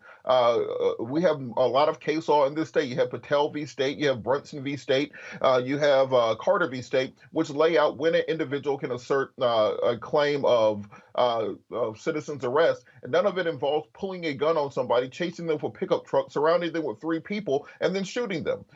With regards to self-defense, as has been thrown out there as an option for justification as to why this individual was shot. You cannot assert a claim of self-defense when you provoke the action. When you approach somebody with a gun drawn, with a shotgun, that person then has the right to defend themselves against you. There is no claim of self-defense. You have committed a felony yourself by pointing a shotgun at them of aggravated assault, and you lose all claims of self-defense. Anybody who's a Second Amendment advocate or a gun owner knows that you cannot brandish a weapon at somebody in a threatening manner. That is a felony charge in this state. So it's ridiculous the way they're trying to muddy the waters and sully what is going on. At most, Mr. Arbery was guilty of trespassing. And me and my wife, when we were building our house, we went through the neighborhood and we went through houses just like that to see what they were building inside of our houses. So I don't think that anyone can justify that being the basis for killing an individual. And if the facts were changed, if this wasn't a 25-year-old black man, if it was a 80-year-old white woman or a 20-year-old white cheerleader or something, and 2 rednecks had chased her down and shot her, I don't think we'd be having this argument. Yodit Twelde. Again, all of a sudden, the Georgia AG wants DOJ to investigate these DAs for wrongdoing. You now, of course, have this video of people say, "Oh, here you go. Why is he in khaki shorts and Timberlands jogging?" Hell, you got people who jog in combat boots. This is the part where they're going to try and make out this career criminal, that he was doing something wrong. And what we're doing is feeding into that, and we shouldn't. I don't care what he was doing on that property. At the end of the day, the McMichaels didn't see him commit a crime. That is the point. They said that Barnhill, that is, a second DA who recused himself, said that they were well within their rights to detain him, or at least try to detain Ahmaud, under the citizen's arrest law. And that's just incorrect. They can't believe or try and detain Ahmaud based on a belief, based on what they think they know. They didn't actually see him commit a crime, therefore the citizen's arrest law was not appropriate at the time. So while we sit here and argue about what he was doing, whether it's a normal thing to go through a property under construction or not, we have to keep focus on what the law is and what we know as facts. Right now, that just wasn't appropriate, and it would have been an illegal arrest, and therefore they can't now cry self-defense because they were approaching him when they shouldn't have. Scott Boland, I want to bring you in here again. When you look at these things that are coming out, the homeowner says nothing was stolen, and then all these people. I mean, I've had white conservatives, black folks, others who say I've often gone into homes under construction, taking a look around, and people are saying this happens all the time. Your deed is completely correct. I mean, it's all irrelevant. It's ridiculous and irrelevant. The video actually helps the prosecution, because whatever the defense is going to be about their right to stop and their right for reasonableness just goes completely out the window. So what? And by the way, one thing we have not talked about is Tennessee v. Garner. I know my colleagues know that case because I've written about it, that even the police cannot shoot a nonviolent fleeing felon who is running from them, even if he was committing a felony. Here, he's not committing any crime. He's looking around. If he was trespassing, the only person that could stop him and file charges against him for trespassing isn't the defendant, isn't the arrestees, but the owner of the property. And they weren't around and nothing was stolen. And so we have to keep perspective, as my colleagues have said here. This will be part of the defense, but that dog won't hunt. And it'll be highly insufficient or completely insufficient of a defense. You got a good judge, a former judge rather. I think Robert talked about this judge in Cobb County, or rather this prosecutor in Cobb County. She's a conservative, but that's okay. That means if she's a judge and she's a politically conservative, she's going to play it by the book. And if you play it by the book here, the only thing that matters is, do you have the elements for felony murder and aggravated assault here? You have that. This case is going to go to a jury, or it's going to be a plea, because nothing else really matters but the facts. And you've got 2 videos that tell the whole story. This is also, of course, when you look at the calling in of the DOJ to investigate. I think that is obviously it's important. I'm not confident at all, though, Robert, in this Department of Justice when it comes to this issue. But something does stink when you have police officers saying they wanted to arrest these two men on the spot. Janice Johnson said no. The second DA weighs in, pretty much acts as the defense attorney for these two men, but then recuses himself. And the third attorney, I don't know what the hell he was doing for several weeks. It took the Georgia Bureau of Investigation literally 36 hours to come in and then do an arrest. This guy only announced after the video leaked, oh, I'm going to take it to a grand jury. The DOJ investigation, not just look into the prosecutors, but they should look into the hate crimes elements with regards to particularly 18 USC 241, 242, and 249, because what we've seen throughout the South historically is the inability of local prosecutors to convict white defendants for killing black people in the South. You go all the way back to Cheney, Goodman, and Schwerner. You can go to Kenneth Walker. You can go through police shootings throughout the South. So you have to have that federal backstop there, both to investigate the deeds of these previous prosecutors, but also to ensure that if there is an acquittal or if there is no indictment in this case, because remember, you still have to have the grand jury with the Atlanta Judicial Circuit. We want to make sure you have as many bites at the apple from impartial and unbiased bodies to get a conviction. With regards to the Cobb County prosecutor who was appointed to be the special prosecutor in the case, we do need to keep an eye on this because, one, she is politically conservative. Two, she's only been on the job about a year. She's up for re-election this year, and so there's no guarantee that she will even be the prosecutor on the case if she does not win re-election.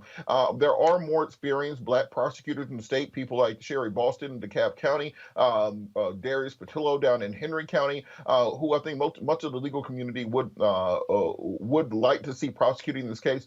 Also, remember the Ross Harris case, the man whose son was left in the back of a hot car. That case was removed from Cobb County and tried down in Brunswick. And there is a question as to whether or not there are conflicts between the chief murder investigator in that Cobb County DA's office, having worked in Brunswick and lived in Brunswick for 3 months during that trial. Deet, when we look at this whole deal here, I mean, it just boggles the mind that you could go through 3 DAs and none of them act until the video gets leaked and finally as an arrest in the Georgia Bureau investigation. I mean, they need to answer to themselves here. They are there to protect the public. It's more than just removing these DAs from office. They actually need to be disbarred. This Barnhill guy, it's more shady than we actually know. And the AG in Georgia, Chris Carr, stated that there were things he didn't know. When he appointed Barnhill, because the first DA, Jackie Johnson, recused herself, he had already been involved the day after the shooting. So he was involved before he was even appointed as a prosecutor. And not only that, the National Association of District Attorneys condemned him because he realized that he had a conflict of interest on April 2nd. On April 7th, he wrote a memo literally laying out why this killing was justified after he knew that he had a conflict of interest. How inappropriate, how beyond disgusting is that? This is someone who not only needs to be investigated, but his bar card needs to be in jeopardy. Deep, what we call that memo was, what we call that memo, right? We call that memo leaving a defense for the defendants, even though he was going to be, he knew he was going to be out of the case. That he didn't have to write that memo at all. He voluntarily wrote that memo. And Scott, to that point, I've never, ever seen a prosecutor write a memo that lays out completely every plausible defense, taints the jury pool in a way that will make it impossible to get a conviction at jurisdiction, and then have another conflict they do not disclose at the beginning of the case. Is completely outside the realm of any possibility. He created this paper trail for the good old boys, as we say. He created the paper trail. Wait, hold on. Hold on. Then Scott. Go ahead. Okay. What I was just going to say is he's not only making it difficult for the next prosecutor to try this case, but he's potentially tainting a jury pool. Exactly. all of the defenses for the defense and to put that in a memo format that was made public for anybody to read, it's disgusting. He needs to be removed and his bar license needs to be taken, period. Right. It was done purposefully. It really was. I mean, there's no accident when you do that because prosecutors don't have to put everything in writing. But the uneven justice system in Georgia has to be looked at. I think Robert's right about this. This is a broader issue. When I was researching the updates on this case, there's a case in the AJC, the Journal-Constitution, about Shannon Brown. A former NBA player, won a couple rings, lives in Fayetteville, Georgia. Now, his house is up for sale, and two people came to see the house. Apparently, there was some dispute. He got his rifle and fired a shot, didn't hit anybody. 4 to 6 hours later, the couple who came to the house reported him to the police. He was arrested hours later and recently released to go back to his home. He didn't kill anybody. He was defending his property. And he was arrested within hours of them reporting it, and they delayed the report. It's just completely uneven justice and enforcement in Georgia, and we've got to do something about it on a broad basis. Prosecutors have a lot of discretion, but it's got to be more even across the state of Georgia, I think. Well, they can start by getting rid of that citizen's arrest law. I mean, it's there's no question about it. It's worse than staying your ground. Well, remember, Rainbow pursued the state of Georgia in 2013 to try to repeal some of these laws. It's very difficult when you have a majority of one party, a constitutional majority in the House, the Senate, and all judicial agencies and the governor's mansion. But I think this might be the groundswell support that people need to get out there in November and replace many of these officials, because it is impossible to make the changes that are needed to have justice in the system as long as you have antiquated laws that go back to the Jim Crow past of the state. Yeah, but you got to elect blue Dems. You have to. You got to. The broader spectrum here is that this is a very red state. We know the corruption politically and civil rights, criminal justice system. But if black people vote in Georgia in numbers, we can change that red state to a blue state locally at the state level where these crimes matter, and those who prosecute them matter, and then the governor's race. That ought to be a priority because politically, these are Republican decision makers making these decisions, not Democrats. But it's not enough to just, like I said, it's not enough to just remove these people from office. These lawyers, these prosecutors need to stop practicing law because they'll go somewhere else and practice and still do the same You're thing. absolutely right. You're right. I couldn't disagree with you. I couldn't agree with you more. I've been at this a long time, perhaps longer than my colleagues on this panel, but I've never seen anything like it. And there's a lot that goes on wrong in the courtroom all around this country. But this is like something from a bad movie. That keeps happening. All right. Over and over again. All right, folks. Sorry, Roland, lawyers talk a lot. Yeah, no kidding, really. And he let us talk this time. God bless you, Roland. Yeah, because you finally had something to say. There you go. Yo, D, Robert Scott. See, if you gonna open your mouth, I'm gonna hit you right back. All right, yo, D, Robert Scott. I really appreciate it. Thank you so very much. Every single night, we've got some of the top black experts. You're not gonna see them on cable news or broadcast news because you swear black people aren't experts when it comes to this health crisis. That's why we have this show and why we do what we do every day on Roland Martin Unfiltered. Joining us right now is retired General Russell Honore, the nation's first black Surgeon General, Dr. Joycelyn Elders. John Hope Bryant, he is the founder of Operation Hope. Senator Kamala Harris of California, Dr. Cedrina Calder, retired General Lloyd Austin, Congresswoman Karen Bass, Commissioner Omari Hardick, Bureau President in Brooklyn, Eric Adams, Dr. Joseph Graves, America's Wealth Coach, Deborah Owens, Dr. Corey Abear, Patal Saul, Howard University student, Pastor Jamal Bryant, Dr. Christy McDowell, Benja Ajilore, Senior Economist at the Center for American Progress, Gilda Daniels, again, author of the book, The Crisis of Voter Suppression in America. 4 stars, General Kip Ward. Dr. Oliver Brooks is President of the National Medical Association, President of the American Medical Association, Dr. Patrice Harris. Joby Benjamin, Dr. Alexia Gaffney, Infectious Disease Specialist, Dr. Georges Benjamin, Executive Director of the American Public Health Association, Malcolm Nance, Family Medicine resident physician, Dr. Jen Caudle, Dr.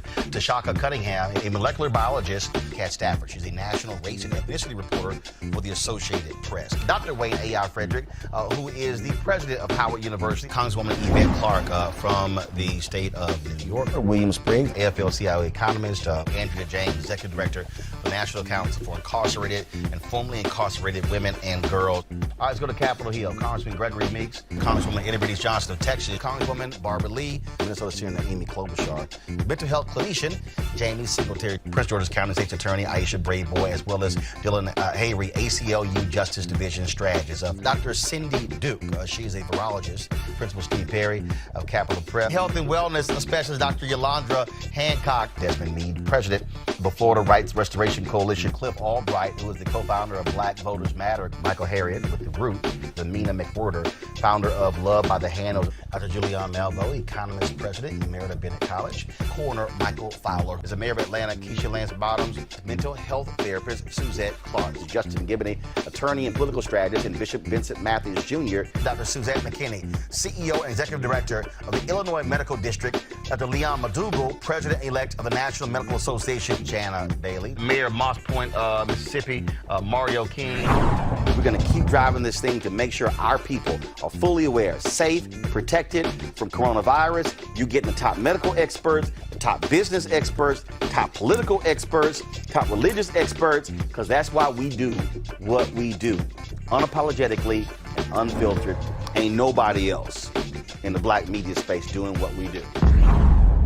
Watch Roland Martin Unfiltered daily at 6 p.m. Eastern on YouTube, Facebook, or Periscope, or go to RolandMartinUnfiltered.com. Support the Roland Martin Unfiltered Daily Digital Show by going to RolandMartinUnfiltered.com. Our goal is to get 20,000 of our fans contributing $50 each for the whole year. You can make this possible. RolandMartinUnfiltered.com.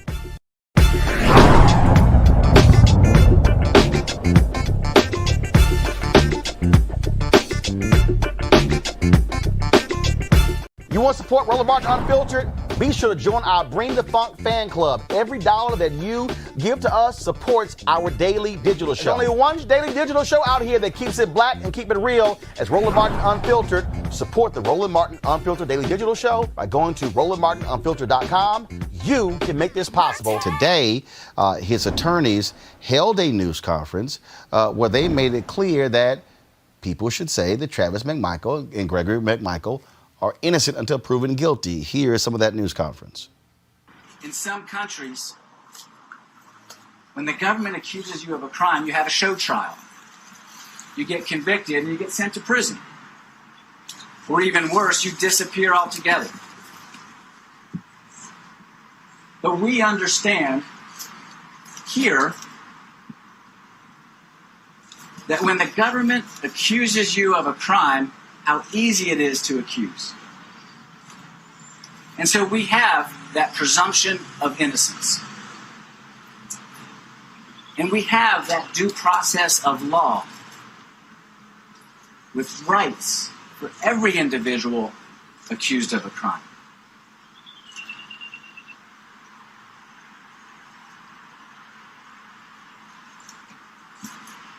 We need to be mindful of those rights that are embedded in the very fabric of our society, that are promises made by our Constitution, a document we hold up to other countries as an example of how government should function. And so I implore all of you, members of the media, reporters, journalists, commentators, and the listeners and readers that follow your lead. Don't rush to judgment. Our evidence in a court of law, whether it's in Glenn County or someplace else, the government will have an opportunity to present its evidence in a court of law, and then, and only then you can judge. Our cases, the tragedies associated with these cases. Mr. Arbery's death is a tragedy. As attorneys who are stepping into this case, we feel an immense responsibility to be respectful, to be ethical, to be conscientious, to have a commitment to the truth. And we are going to shoulder the responsibility of that commitment to the truth and to those core values that we as attorneys hold dear to ourselves and our profession. That is our promise to you all. That is our promise to the community here in Brunswick, to the families, and to the individuals. You know, it's amazing to listen to them, Erica, talk about presumption of innocence, no rush to judgment, yet their clients rush to judgment, accusing Ahmaud Arbery of theft, chased after him with guns. He's dead. They're still alive. GTFOH. The execution, the lynching of Ahmaud Arbery, that blood is not going away. And for other people to understand that are following this case and to see that whether or not Travis is going to have bond, whether the other Klansman, I don't recall his name, is going to have bond, this is a long road ahead. They have already had private Facebook groups, many of which that have been dismantled, GoFundMe pays, many of those that have been taken down. So we're going to have to play the long game, because the other piece of this is whether or not that case is tried in Glenn County, Atlanta, or somewhere else, that we're going to have to look to see what that jury is comprised of. If that jury is not reflective of the now deceased Ahmaud Arbery and his family and the rising majority of America, then we've got some real serious outcomes to be concerned about. And this is also why people need to be registered to vote, so that they can sit on those juries for cases like this. And so as we listen to these attorneys bring out the diversity piece, talk about other countries, in this United States of America since 1704, slave patrols have been the order of law. And so us wanting to see change means that we have to be very active, that we have to, number one, ensure that we are engaged, not just in the short term, not just for hashtags, not just for runs, but for however long this case plays out. But then also make sure that we are doing what we can to make sure that, number one, Travis and his father don't get bond. If that means sending out emails, calling the DA's office, but then also ensuring that we are registered voters, so that when cases like this unfortunately continue to come up, that we can be on those juries and make sure that justice is served. Reese, again, listen to those attorneys. Look, I get it. I mean, he's your client, but what y'all are asking for, they didn't do to Mr. Arbery. I mean, frankly, I listened to that and I just thought, ain't that about a bitch? How dare you sit up there and talk about the presumption of innocence? How dare you wave around the Constitution after you executed a black man who was minding his damn business, who was jogging and not doing anything to anybody? It's actually sickening to hear, and they probably really believe that shit, and that's what's even more infuriating. As far as Gregory McMichael goes, when you listen to these 911 tapes and this like that, all that is establishing a pre-alibi. It's establishing a pretext to go and conduct an execution like what they did to Ahmaud Arbery. And, you know, I looked into their background a little bit more, and I hope you don't mind that I'm reading this, Roland, but Gregory McMichael actually had a lapse in state-mandated training for things like community-oriented policing, de-escalation, use of force. And that was between 2006 and 2004, where that meant he was not empowered by, even though he was a chief investigator for the DA's office, to issue arrests. And so it's so ironic that a person who for 8 years had this power suspended from him because he did not have the proper training, or he disregarded the mandate to have that proper training, turn around and took it upon himself to make what he called a citizen's arrest. But what it really is like Erica said, it's a lynching. It's a slave patrol. It's disgusting. And I this whole, you know, high ground and trying to appeal to people on the basis of Constitution and presumption of innocence, it's all bullshit. Greg. Well, brother, I share Reese's righteous indignation, and I think Erica has nailed it. First of all, yes, they may have taken down the GoFundMes and tried to blunt it on social media, but when you hire Peters, Rubin, Sheffield, and Hodges out of Atlanta, you've got some money. So the first thing we see is hold on. have, you have some money, or it's some money behind you. I'm sorry, brother. Right. Let me amend what I said to say what you said. Somebody is giving them money to hire these high-powered lawyers. These ain't country lawyers. No. The first guy, Bob Rubin. Because these two ain't got no money. No question. That's number one. So we now see that, as you say, the Klan then rallied around its own because they done paid that retainer fee. And Rubin, Bob Rubin, the first guy who spoke, Rubin was the lead lawyer in, I'm sure you remember, I know you covered it, the Atlanta Public Schools, the RICO prosecution of those black principals in Atlanta for that test cheating scandal. Rubin came out of Emory. He spent time for the working with Fulton County as a public defender, then worked with the state as an assistant attorney general for the state, prosecuting Medicare fraud. So this guy has a deep training. His friend Sheffield, since 2015, Sheffield, the second lawyer who spoke, he's been traveling overseas with Rubin and one of the other lawyers to train new lawyers in the Republic of Georgia that just broke from the Soviet Union on how to select juries. So what Erica said is very important. The first thing we're going to have to find out is whether they're going to change the venue from Glenn County. And they're going to fight like hell, I suspect, to keep the venue there. Then you're going to get into jury selection. These aren't country lawyers. They've been doing jury selection. They go overseas to teach other countries, lawyers in other countries, how to select a jury. They are going to introduce, finally, and if Scott was here, he'd say the same thing, they're going to introduce a real blizzard to talk about reasonable doubt. When we talked about this a couple of weeks ago, releasing that video galvanized our community, but it necessarily something that damned them. Now you release this report, this 911 call to basically establish that these police adjacent vigilantes, because they ain't just out there. These guys used to be cops, so they were affiliated with criminal justice system. They're out there basically serving as a neighborhood watch. All you got to do is seat the right jury, introduce enough of a snowstorm to get them to introduce reasonable doubt, and these guys walk. And they got the right firm in Peters, Rubin, Sheffield, and Hodges, brother. I'm afraid. Now, what's interesting about this is that a lot of people, I mean, this is arguably the one story like this where even a lot of white folks have been commenting on social media. What happened to him was wrong. Eric Erickson, big-time conservative, far right there in Georgia, was going, y'all could try to explain this all the way. That man did not deserve to die. I don't recall previous cases where you saw that. All right, folks, back to our Roland Martin Unfiltered video in just one moment. All right, fam, to all Roland Martin VIPs, you are invited to the Laugh Experience, taking place this Friday, May 15th at 6 p.m. Pacific, 9 p.m. Eastern at Ceek.com. That's CEEK.com.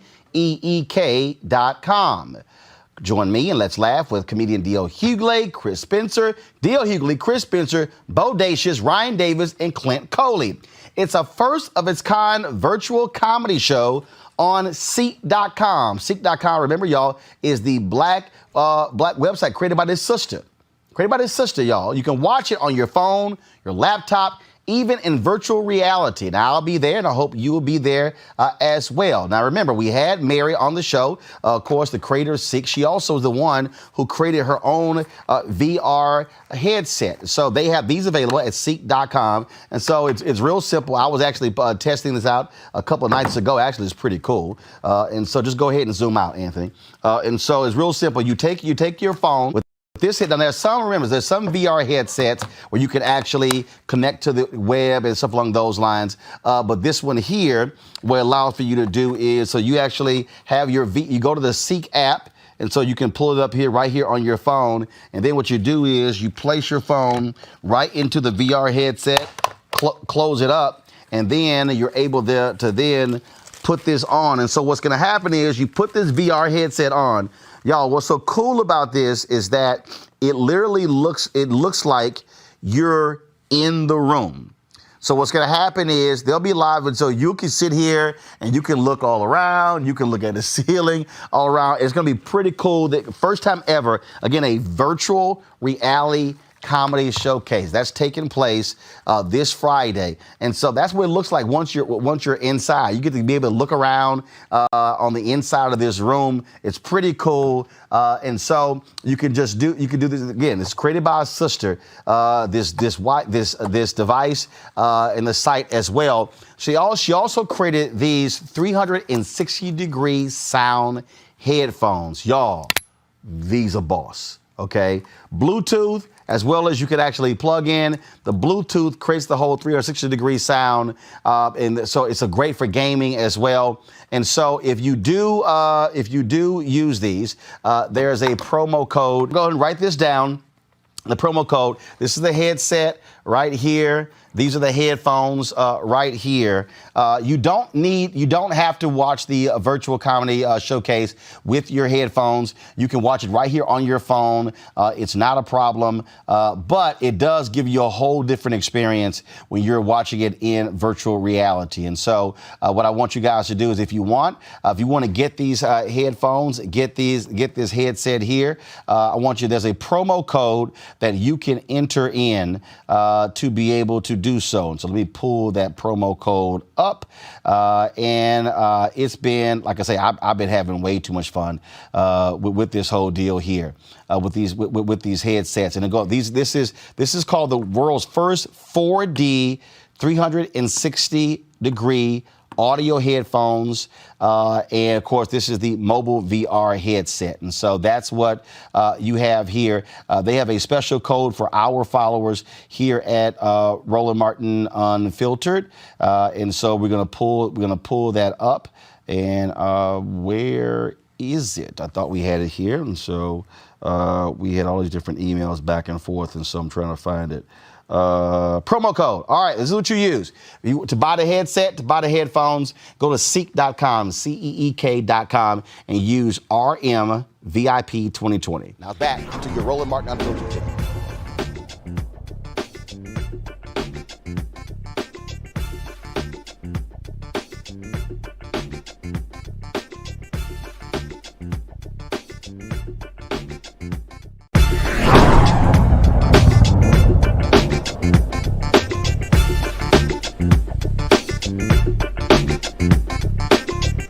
You want to support Roland Martin Unfiltered? Be sure to join our Bring the Funk fan club. Every dollar that you give to us supports our daily digital show. There's only one daily digital show out here that keeps it black and keep it real as Roland Martin Unfiltered. Support the Roland Martin Unfiltered daily digital show by going to RolandMartinUnfiltered.com.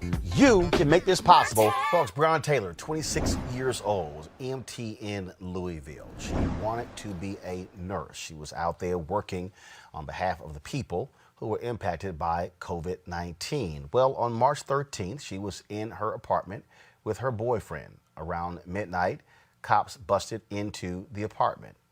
Her boyfriend, not knowing who they were, began to fire shots at them. More than 20 bullets were fired by the cops. When it all was done, Breonna Taylor was dead. Last month, her family filed a wrongful death lawsuit against the Louisville Police Department who executed the search. This is what the Washington Post, this is a story by Erin Haynes in partnership with the Washington Post, wrote. She's with the 19th, which is an organization, journalism organization focused on women's issues. Look at this, folks, here. This is actually stunning. According to the lawsuit, filed April 27th, Louisville police executed a search warrant at Taylor's home, looking for a man who did not live in Taylor's apartment complex and had already been detained when officers came to Taylor's apartment after midnight. Taylor's boyfriend, Kenneth Walker, was also in the apartment and, according to the lawsuit, shot at officers when they attempted to enter without announcing themselves. The lawsuit alleges that police fired more than 20 rounds of ammunition into the apartment. This, Amisha, is a stunning story. To look at the details that you're executing a warrant for a guy who doesn't live in the complex. They then find out that the guy who they were looking for was already in police custody. She's dead, 26. No one has talked to her mother to explain what the hell happened.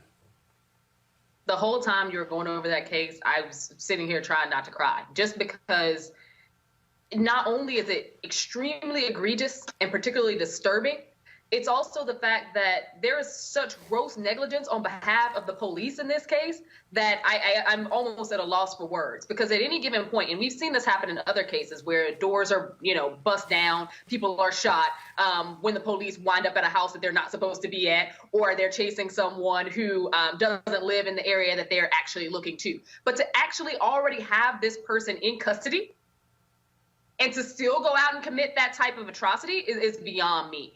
To fire that many rounds, my heart goes out to this young woman's mother, because this is something that was completely preventable. And I'm just wondering at this point, what happens? Where do we go from here? Where is the accountability for this policing entity? Where is the accountability for the officers on the scene? Where is the accountability for those who sent them to that address? Where is the accountability for the entire department who should have known where this guy was? That level of brutality, that level of a mistake that it ends in somebody's death and complete murder in that way is something that is just unforgivable. Kelly, I'm going to read this here. Go back to my iPad.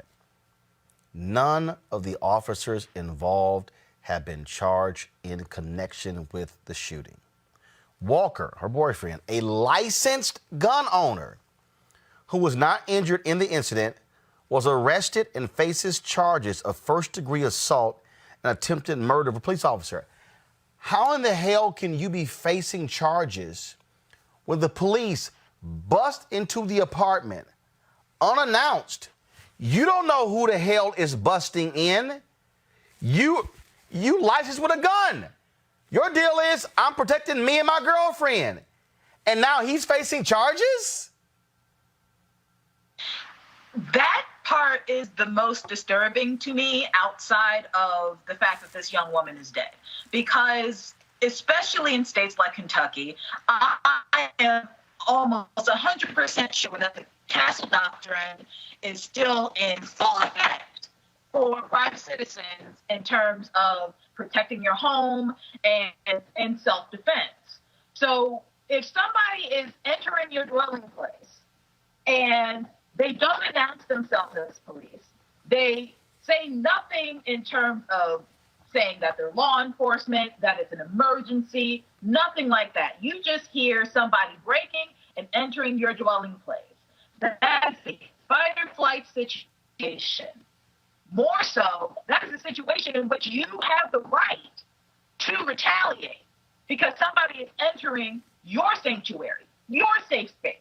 So the fact that this young man is being charged for defending himself for the attempted murder of a police officer, which means that police officer didn't die. But you know who did? His girlfriend, the person that he was trying to protect in his dwelling place. That's absolutely disgusting to me. The fact that they even had the wherewithal and the insensitivity to charge somebody with the attempted murder of somebody who killed his loved one.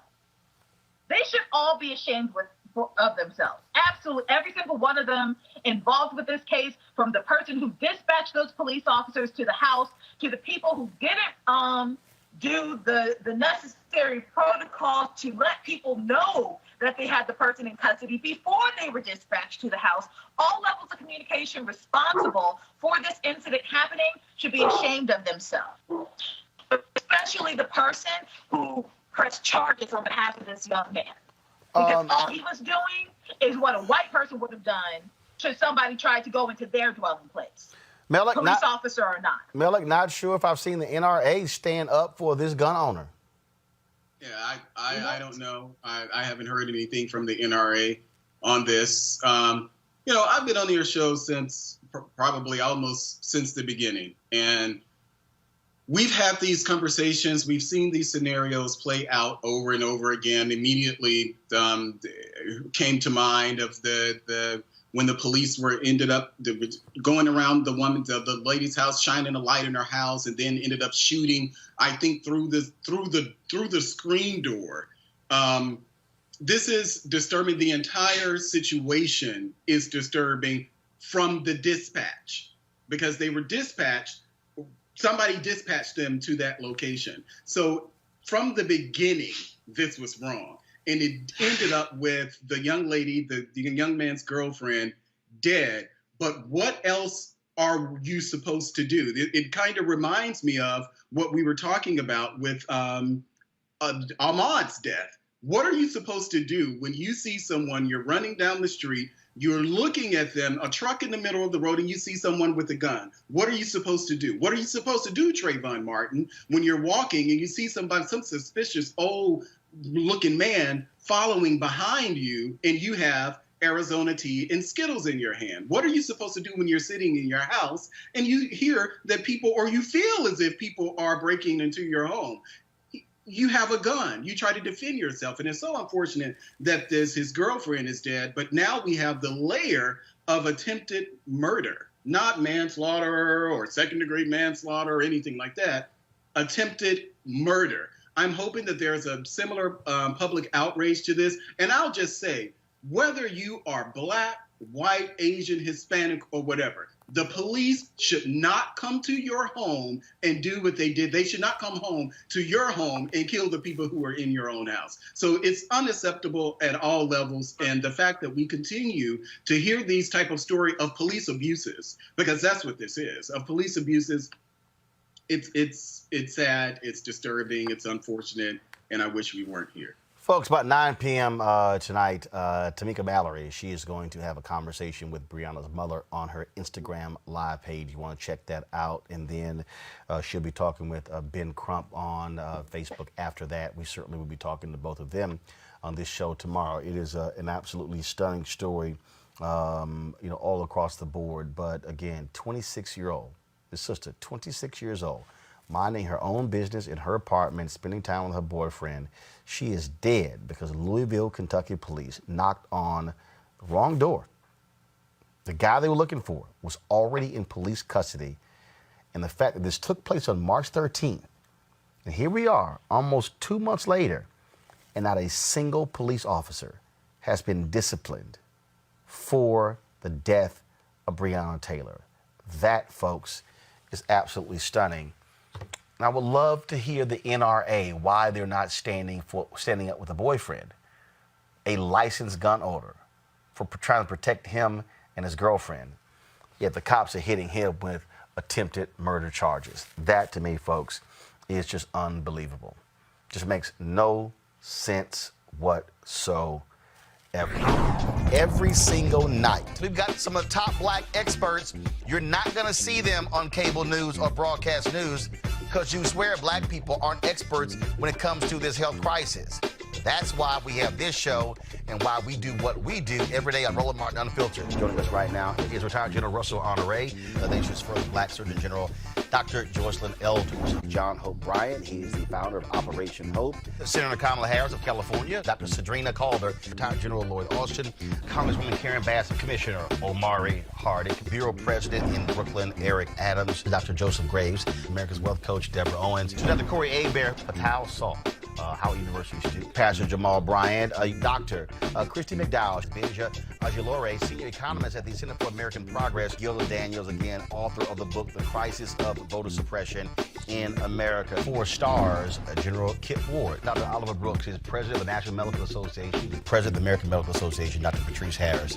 Joby Benjamin, Dr. Alexia Gaffney, infectious disease specialist, Dr. Georges Benjamin, executive director of the American Public Health Association, Malcolm Nance, family medicine physician, Dr. Jen Caudle, Dr. Tashaka Cunningham, a molecular biologist, Kat Stafford. She's a national race and ethnicity reporter for the Associated Press. Dr. Wayne A.I. Frederick, who is the president of Howard University, Congresswoman Yvette Clarke from the state of New York, William Springs, AFL-CIO economist, Andrea James, executive director of the National Council for Incarcerated and Formerly Incarcerated Women and Girls. All right, let's go to Capitol Hill. Congressman Gregory Meeks, Congresswoman Eddie Bernice Johnson of Texas, Congresswoman Barbara Lee, Minnesota Senator Amy Klobuchar, mental health clinician Jamie Singletary, Prince George's County State's Attorney Aisha Brayboy, as well as Dylan Hayrie, ACLU Justice Division strategist. Dr. Cindy Duke, she is a virologist Partners, Principal Steve Perry of Capital Prep, Health and Wellness Specialist Dr. Yolandra Hancock, Desmond Meade, President of the Florida Rights Restoration Coalition, Cliff Albright, who is the co-founder of Black Voters Matter, Michael Harriet with The Root, Mina McWhorter, founder of Love by the Hand, Dr. Julianne Malvo, economist, president, Emerita Bennett College, coroner Michael Fowler, is a mayor of Atlanta, Keisha Lance Bottoms, mental health therapist, Suzette Clark, Justin Gibney, attorney and political strategist, and Bishop Vincent Matthews Jr., Dr. Suzette McKinney, CEO and executive director of the Illinois Medical District, Dr. Leon McDougall, president-elect of the National Medical Association, Jana Bailey, Mayor of Moss Point, Mississippi, Mario King. We're going to keep driving this thing to make sure our people are fully aware, safe, protected from coronavirus. You're getting the top medical experts, the top business experts, top political experts, top religious experts, because that's why we do what we do. Unapologetically and unfiltered. Ain't nobody else in the black media space doing what we do. Watch Roland Martin Unfiltered daily at 6 p.m. Eastern on YouTube, Facebook, or Periscope, or go to RolandMartinUnfiltered.com. Support the Roland Martin Unfiltered Daily Digital Show by going to RolandMartinUnfiltered.com. Our goal is to get 20,000 of our fans contributing $50 each for the whole year. You can make this possible. RolandMartinUnfiltered.com.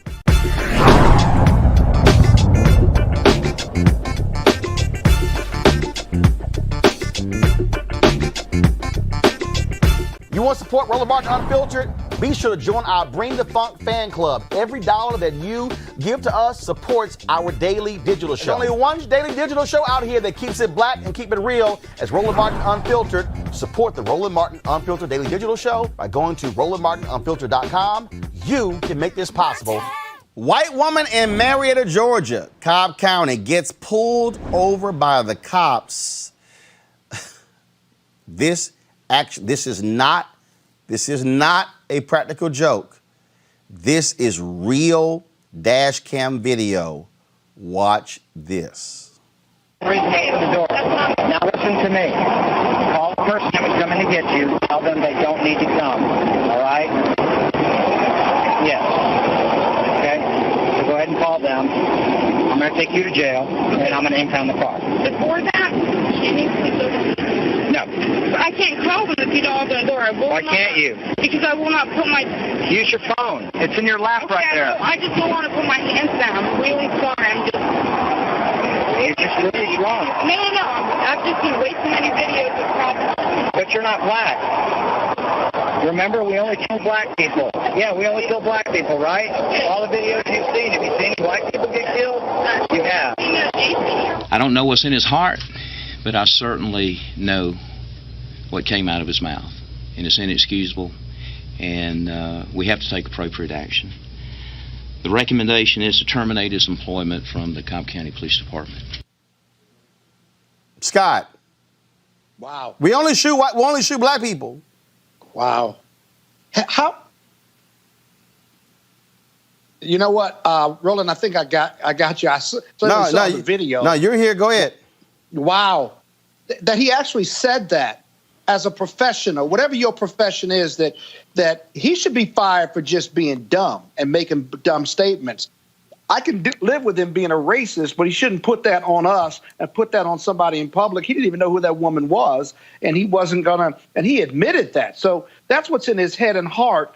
But I must tell you, as a former prosecutor, I'm gonna tell you, there are a lot of police officers around this country who really think like that. When they refer to black and brown defendants or people being arrested, they refer to them as dogs, mopes, perps, inhumane terms that now, if they say that in the confines of the complaint office of the DA's office, what do you think they say and do and feel and how they perceive people of color in the public, where they're King Kong, that they control the narrative on the street? There's a direct correlation between that. And so I'm not surprised that he feels that way. I'm surprised that he said it, but he said it because he felt safe, because presumably the person he was talking to was white, and he presumed they felt the same way too. That is a crazy video, Mustafa. Mm-hmm. Very much so. Unfortunately, it's the reality that all of us know is going on. And it plays out in the numbers. We know that more people of color, black and brown folks, get pulled over for traffic stops, many times for no real justification or no real reason behind it. And then they continue to escalate in that situation. And when you do that disproportionately, that plays into why more folks are actually also getting killed. And it goes back to the root of each individual. And unfortunately, and I have law enforcement folks in my family, you know, that there are those who believe that, you know, black and brown people's lives have less value, that we're more violent, and a number of other, you know, false facts. Lauren. Yeah, I mean, pretty amazing. You'd like to think that he was being facetious or he might have been joking, but either way, it's not going to work. And I'm just glad to see that they decided to fire, or they decided to recommend that he be terminated. Look, I mean, to sit there and again, you have the sheriff going, I don't know what's in his heart, but I know what he said. But for you to say something like that, yeah, trust me, it's exactly how you feel. And so that is Roland, he said that to comfort that white woman. Right. He said that to comfort that white woman. Think about that. Right, like, baby, don't worry about it. We ain't gonna shoot you. We ain't gonna shoot you. You're fine. We ain't gonna shoot you. But again, but for that to come out of your mouth speaks to exactly how you feel about black folks. It's what it does. You make it clear how you feel about black folks. All right, folks, back to that Roland Martin Unfiltered video in just one moment. All right, fam, to all Roland Martin VIPs, you are invited to the Laugh Experience, taking place this Friday, May 15th at 6 p.m.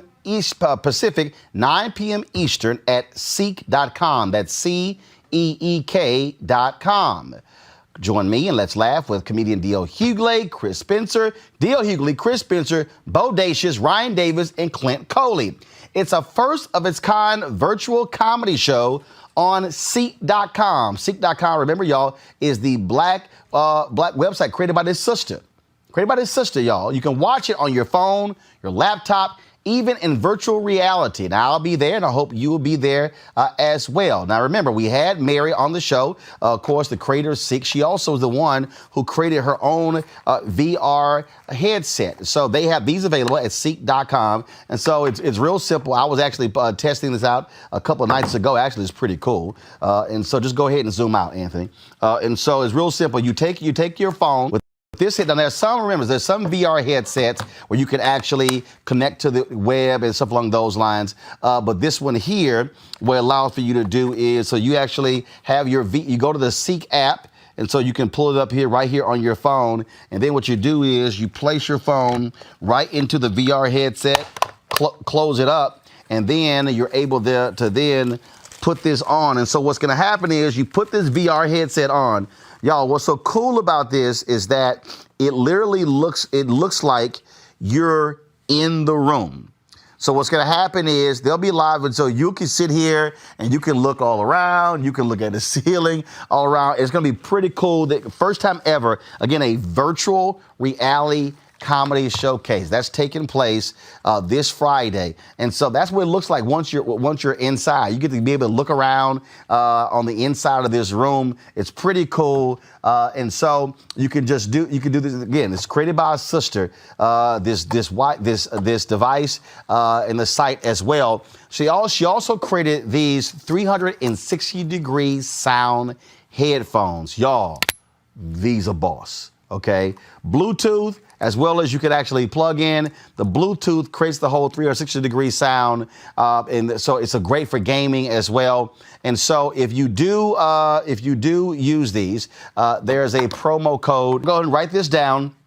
The promo code. This is the headset right here. These are the headphones right here. You don't have to watch the virtual comedy showcase with your headphones. You can watch it right here on your phone. It's not a problem, but it does give you a whole different experience when you're watching it in virtual reality. And so what I want you guys to do is if you want to get these headphones, get this headset here, there's a promo code that you can enter in to be able to do so. And so let me pull that promo code up.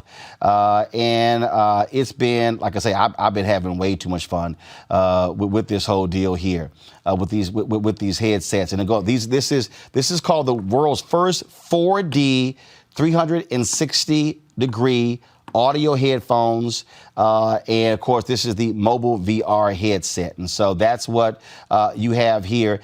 They have a special code for our followers here at Roland Martin Unfiltered, and so we're gonna pull that up.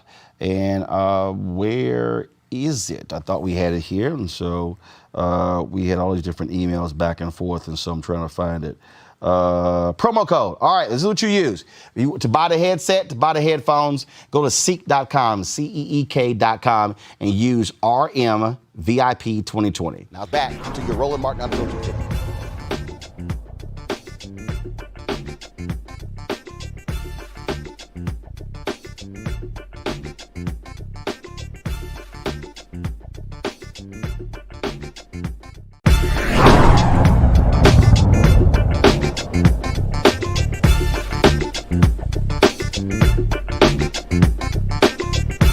You want to support Roland Martin Unfiltered?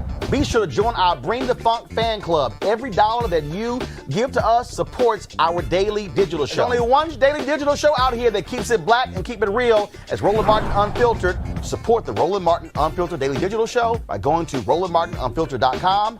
You can make this possible. Folks, on Ahmaud Arbery's birthday, thousands around the country joined with hashtag Run With Maud movement and documented their 2.23-mile runs using the hashtag. Well, a former pastor in Vero Beach, Florida, ran more than 2 miles while clutching a flat-screen TV to prove that the color of his skin was enough to protect him from the fatal treatment that Ahmaud received. Watch this.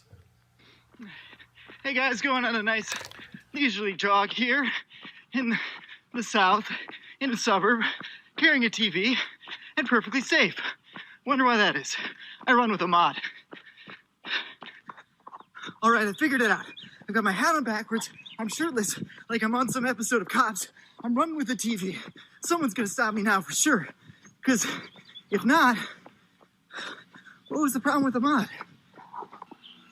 Hey, Mom. When I told you I was gonna run through a neighborhood carrying a TV, did you worry for my safety? No. Did you think someone would call the police? No, of course not. Huh.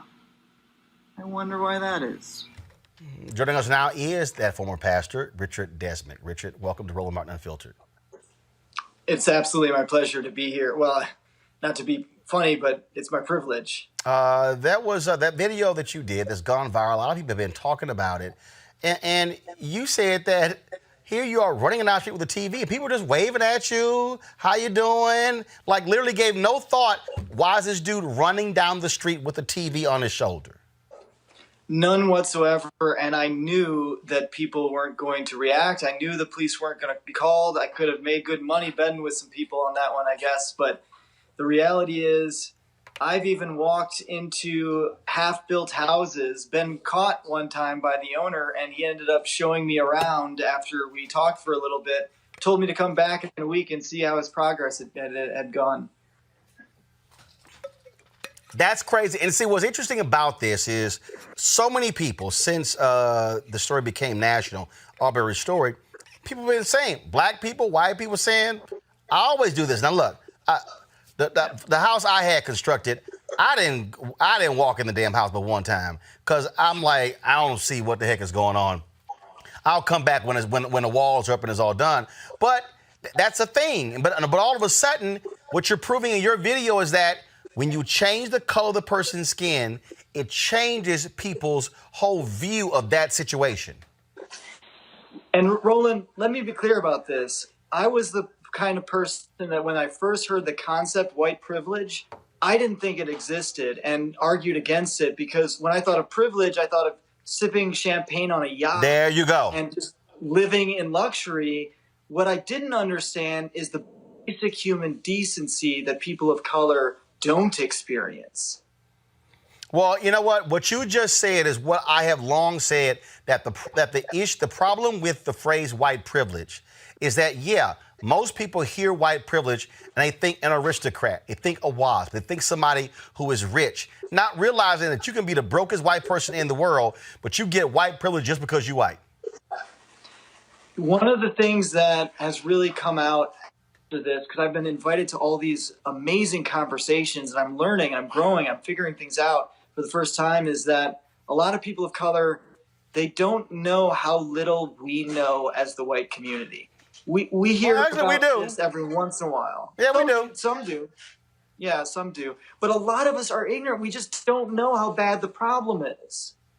Well, actually, in Dr. King's book, Chaos or Community, Where Do We Go From Here, he talked about it. He said white people literally have no idea about their own lack of understanding about Americans' racial history. And they live in sheer denial. And so when things happen, they go, oh, my God. I mean, I'll give a perfect example. When 2012, I was in Columbia, South Carolina.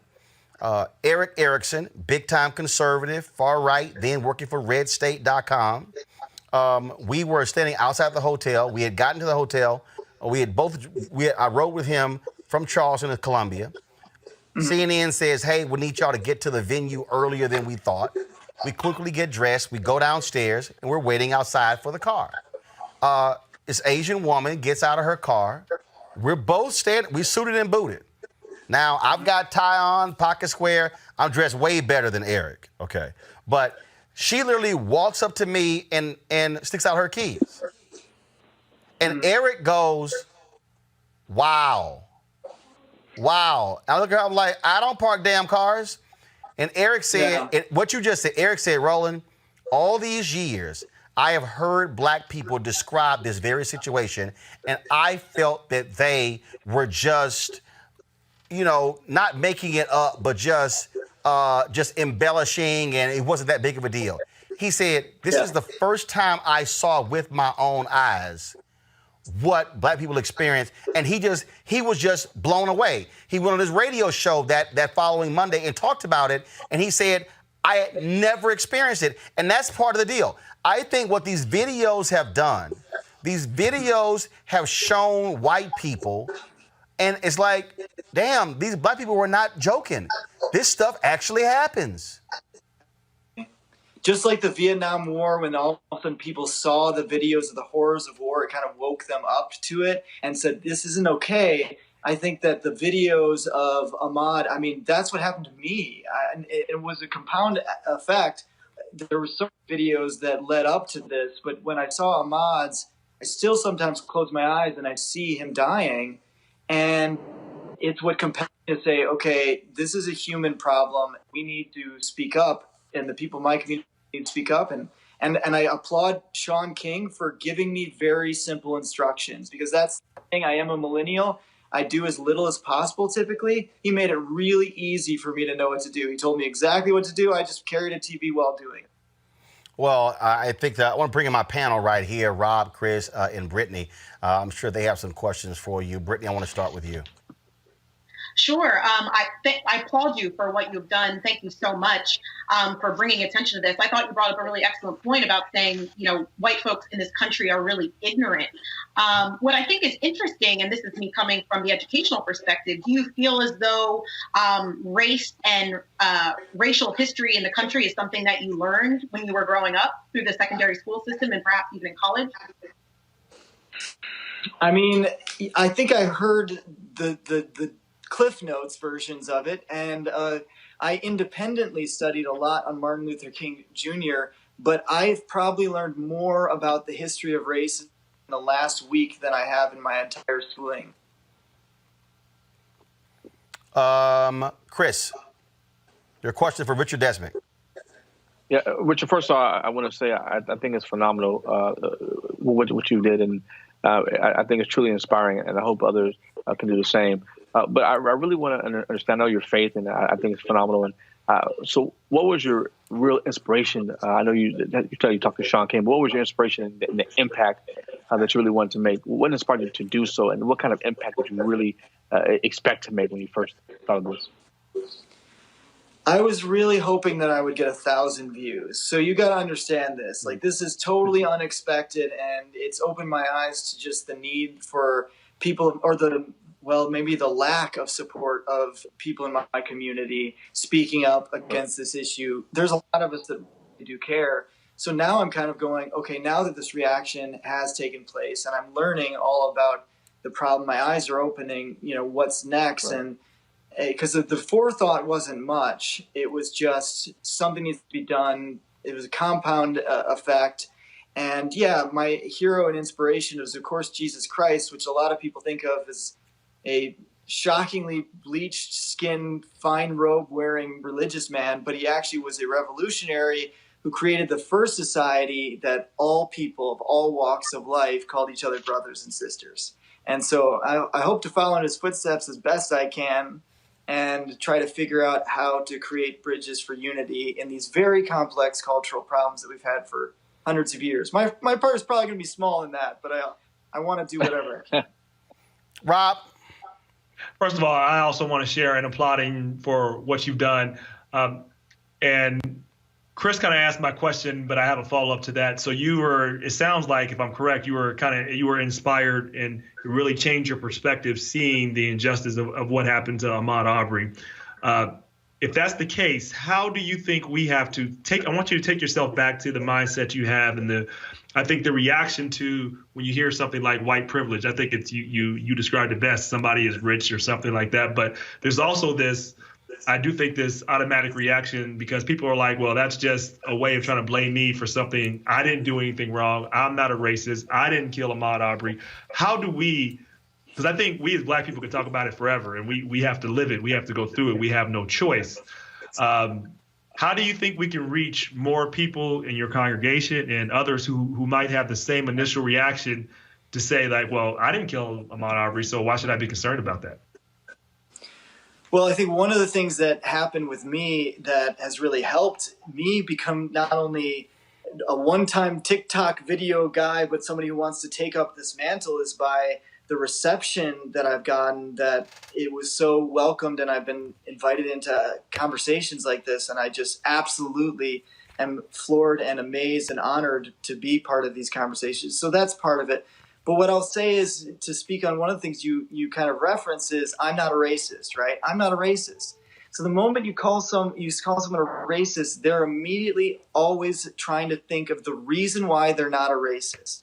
And they'll always find something. Everybody, no matter how racist the person is, they'll pretty much always find a reason. I've got a Black friend, we've all heard that kind of stuff.